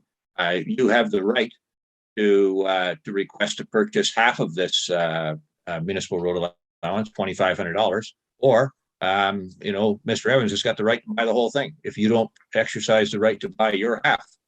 And if he buys it, and then it'll be up to him and Mr. Evans, I presume, to work out some arrangement with regard to the driveway. Did anyone else want to speak to that? I just feel I like I said, I don't know the history of why it didn't finalize and close, but council did make a decision almost 4 years ago, permitted him to have the driveway fully on the road allowance. It's very steep right there. He was not able, I recall at the time, he was not able to get delivery vehicles down the driveway because it went straight down like that. This angles the driveway on a curve. So I don't know why we wouldn't just pass this. We don't really have an objection. Deputy Mayor Kennedy? I'd be happy to put the motion on the floor to see if there's a seconder to proceed as is and just see what happens, whether it's defeated or passed this time. So I would make the motion to approve Mr. Evans being able to purchase the whole road allowance. We got to get it on the floor here to have the discussion. So. Okay, so that I've moved. Is there a seconder? Councillor Donaldson? Okay, so we'll read it as read, and we'll see how the vote goes. Moved by Deputy Mayor Kennedy, seconded by Councillor Donaldson. Be it resolved that bylaw 2022-22, which is a bylaw to stop up, close, and convey a portion of the original allowance for road between lots 15 and 16 in concession 7 in the geographic township of Dysart, be read a first, second, third time, past signing the corporate seal attached thereto. All in favor? That passes. Okay. Okay. I think what we'll do is try to finish planning. How many more? Where are we at, Evans? We have 4 more files. Yeah, we'll finish this before and then we'll take a break. We'll go into close, but within close time, take a little bit of a break. Okay, so next item is item K. Yes, thank you. Mr. and Mrs. Shields have made application to purchase the road allowance in front of their property on Halliburton Lake. They wish to reconstruct their boathouse. As per the site plan provided, the boathouse is located on the shore road allowance. This boathouse was first assessed in 1953 and its location is recognized by the official plan. Staff request direction and approval to process this application. Okay, should we have a mover seconder for this? Councillor Donaldson, Councillor McKechnie. Be it resolved that council approves for processing an application by Mr. and Mrs. Shields to purchase a portion of the shore road allowance along the shore of Halliburton Lake in front of their property, part lot 14, concession 4 in the geographic township of Harborne. The lands are declared surplus. All in favor?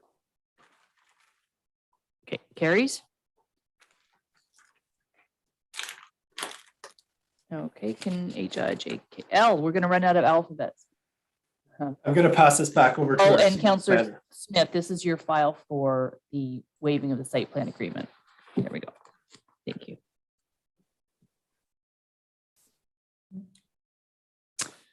Okay, thank you. This is for file L04 WV 2022-001, Lands of Abbey Gardens Community Trust. As earlier mentioned, all commercial sites in the municipality are subject to site plan control. The applicant is proposing to construct a permanent tent structure on the property as shown on the attached site plan and elevation drawings. The proposed permanent tent structure will accommodate children's camp programs by replacing the temporary seasonal tent structure, which is utilizing the same area on the property. Therefore, the applicant has requested to waive site plan control. In summary, although staff support the proposed development of the permanent tent structure that is used for the camp programs within Abbey Gardens, staff do request direction from council regarding the request to waive site plan control. If council decides to waive site plan control, the conditions within the recommendations may be appropriate for the proposed development of the subject lands, and happy to address any questions. I'll start it with one quick question. By calling it a permanent tent, is that roof structure on there in the winter time as well? That's correct. It's actually going to have structure, I believe, pillars into the ground. That's why through the building permit, they need to have that reviewed by the building and then receive a permit for that as well. So what's the material type then on what is the roof made of?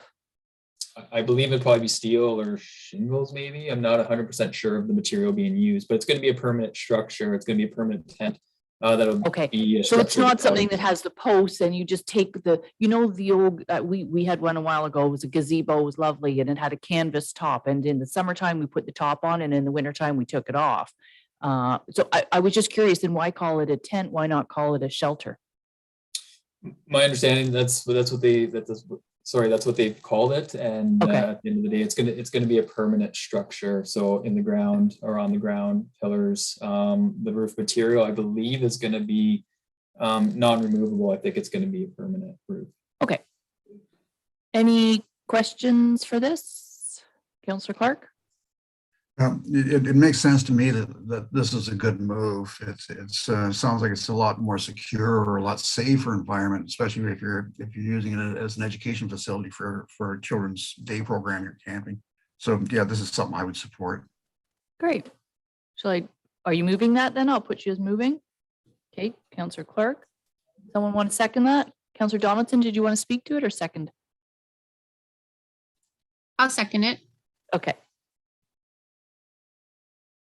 Okay, be it resolved that council waives the requirement for site plan approval with respect to the proposed development for Lands of Abbey Gardens Community Trust as shown on the attached site plan dated January 23rd, 2022 for the lands legally described as Part Lot 3, Concession 3, Part Lot 2 and 3, and Concession 4. I'm reading that right, and Part 4. Registered Plan 19R5425 in the geographic township of Guilford, municipality of Dysart et al., subject to following conditions. Number 1 is registered owner to pay any outstanding taxes, and 2, registered owner to pay all administration fees owed to the municipality of Dysart et al. All in favor? Okay, so that carries. And Councillor Smith can come join the meeting. And the next two files, I'm wondering if we can sort of put those together. I'll have to read them separately, but M and M and N. Yeah, sure, we can certainly do that. So this is for the consent applications for Boysen Nizer, I believe. Maybe pronouncing that wrong. And for the lands of Belfry. And essentially, this is the municipality has received notice of consent application from the Halliburton County Land Division Committee, which is a consent granting authority in these matters. The existing right-of-way known as Boysen Trail will be removed and reconstructed within the proposed location as shown on the attached sketches. The proposed right-of-way will be maintained by the owner through their road association and shall maintain the valid membership in the association. Municipal approvals of the proposed right-of-way will no way be construed as an obligation by the municipality to assume, construct, or improve or maintain the private road. A key map and sketch were attached with the report. The application was submitted in order to remove and relocate the right-of-ways, and therefore staff, based on the proposal, recommend that council support the general principle of the proposed consent as submitted, subject to the conditions as listed in the reports. Any questions? Go ahead, Councillor Donaldson. Oh, yeah. So on the map, is it just the red that's being rerouted? And also, well, that's my first question. So the red part on is it 1021 Belfry? That's what they're changing. Is that right? That's correct. So when you look at the plan, it'll say to be severed right of way only, and that area. And the reason why there's the two applications, because it's crossing two different properties. So so the one highlighted in red is the one that they're going to be utilizing, and then you can see on there they're saying the former location, which is just south of that red outline, is the one that they'll be closing down and utilizing the other right of way through. So it's just to legalize that right of way going across the properties.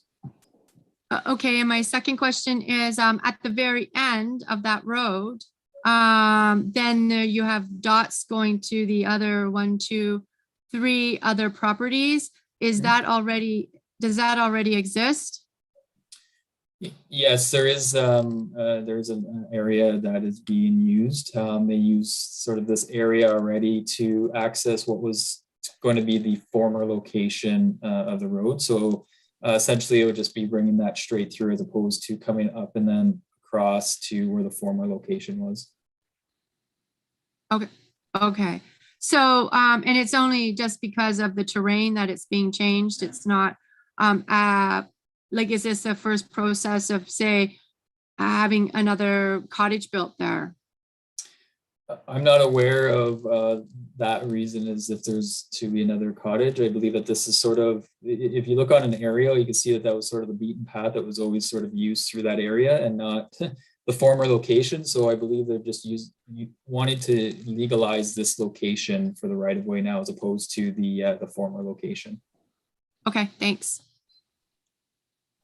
Yeah, this whole, actually, this is Drag Lake Lodge property has been years in the making of the approval of the land and zoning. Like, it's taken a long time at the county, but there was a lot of requirements for this, and I wouldn't be surprised if what you said, Councillor Donaldson, is just it's just legalizing where the actual road is. One last little piece. So, Deputy Mayor Kennedy. Yeah, actually, this is the Grace Lake file, not what's indicated on M and N. So I took it as the report, not the title of the report. So just to confirm that we are talking about the Grace Lake issue here and not I'm sorry. Reviewed Gonson one on drag. Yes, sorry. I don't apologize for that. No, that's my fault. I'm looking at the wrong one. Thank you. They're both, it's fine. They're both to do with the Grace Lake file. Just the titles are wrong. That's just wanted to clear that up, Madam Mayor. That's correct. That's in the back end on iCompass. So thank you. That's why I saw the word Gonson and said Drag Lake, and I didn't. I read this earlier at the beginning of the weekend, so got mixed up. It happens every once in a while. As long as we're all clear, this is on Grace Lake. This is not Gonson. Okay. So any further questions on that, Councillor Smith? Yes, thanks. Quick question on the first part of this, the part M. There was a reference in the report there to an existing boathouse being on the shore road allowance. Is that compliant or? That's correct. It is. It was built some years ago. It was assessed and therefore is legalized. Okay, thank you. Okay. A motion. Okay, so that'll be the first number M will be moved by Councillor Donaldson and seconded by Councillor Clark. Be it resolved that council support the general principle of a proposal for consent file number D00-SV-2022-001. County of Halliburton file number H-002-22, lands of Bovenizer, subject to the following conditions and the comments received through the public review process. 1 is registered owner to pay outstanding taxes. 2, registered owner to pay all administration fees to the municipality of Dysart et al. 3 is registered owner to pay all application fees owed in the amount of $400 to the municipality of Dysart et al. Number 4, subject to written permission from the Bovenizer Trail Road Association. And number 5, prior to the endorsement of the deeds, the property owner must request that the municipality provide clearance letter to Halliburton County Land Division Committee confirming that conditions 1 through 4 have been fulfilled. All in favor? Okay, that's carried. And is it okay if I just read the resolution for the second one? Do you want to go through that at all, Chris? I think it's pretty self-explanatory. We again, it's just for the other property of which the right of way will be crossing, just to legalize that easement. So therefore, staff again recommend council approval in principle of the application. Okay, so let's look for a mover for that. Councillor Clark and Councillor Donaldson. Be it resolved, the council support the general principle of a proposal for consent file number D00-SV-2022-02, County of Halliburton file number H-003-22, lands of Belfry and Nicolou Belfry, subject to the following conditions and the comments received through the public review process. 1, registered owner to pay outstanding taxes. 2, registered owner to pay all administration fees to the municipality of Dysart et al. 3, registered owner to pay all application fees owed in the amount of $400 to the municipality of Dysart et al. Number 4, subject to written permission from the road association. And number 5, prior to the endorsement of the deeds, the property owner must request that the municipality provide a clearance letter to the Halliburton County Land Division Committee confirming that conditions 1 through 4 have been fulfilled. All in favor? Carried. Okay, wow. That was a lengthy planning section. We have one more thing to do before we go into closed, which is to adopt the minutes of our committee of the whole meeting. So I'll just look for mover seconder for that one. Councillor Wood Roberts, seconded by Deputy Mayor Kennedy. Be it resolved that council acknowledges receive the draft minutes of the February 8th, 2022 committee of the whole as information. All in favor? Okay, carried. So we will move to go into closed, but at this time we'll take another short break. Now, we only have one item in closed, so I'm just going to look to the rest of council. How long would you like for a break? Do you need a full lunch break now or would you like, is 20 minutes okay? 20 minutes. 12:45. Yes, so that's what I'm thinking is that, and then we really just had that one item, so it means that it's not a lunch break, but it's enough to do what you need to do in 20 minutes. We'll move to go into closed, so you'll just need to turn your screens off and be back at your computer at 12:45 if you can. Okay, so first of all, let me move. Don't click, don't say goodbye yet. I need a mover seconder. Moved by Councillor Wood Roberts, seconded by Councillor Smith.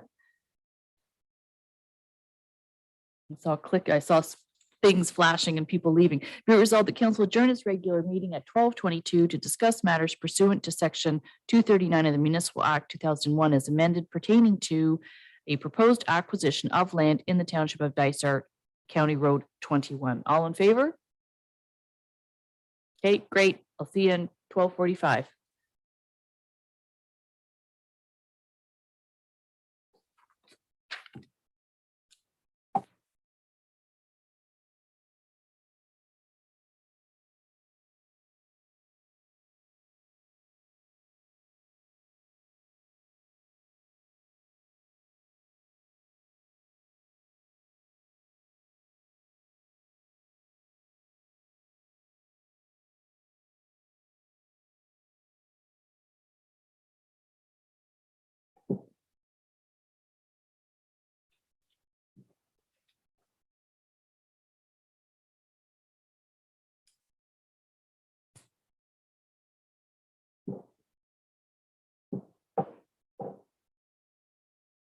Okay, so we are back in open session and there's no reports coming out of closed. So we just, I will look to see if there's any notice of motion. Okay, seeing none today, I will just look for a mover and a seconder to confirm proceedings of today. Councillor Clark and Deputy Mayor Kennedy. Be it resolved that bylaw number 2022-23, being a bylaw to confirm the proceedings of regular council meeting held on February 22nd, 2022, be read a first, second, and third time, passed, signed, and the corporate seal attached hereto. All in favor? Okay, that's passed, carried. And next we'll adjourn. And so wish you all well, be safe. Freezing rain is coming. I don't know what's happening outside there. I can't tell yet, but be safe on the roads. And I will look for a mover and a seconder to adjourn today. And I saw Deputy Mayor Kennedy and Councillor Donaldson.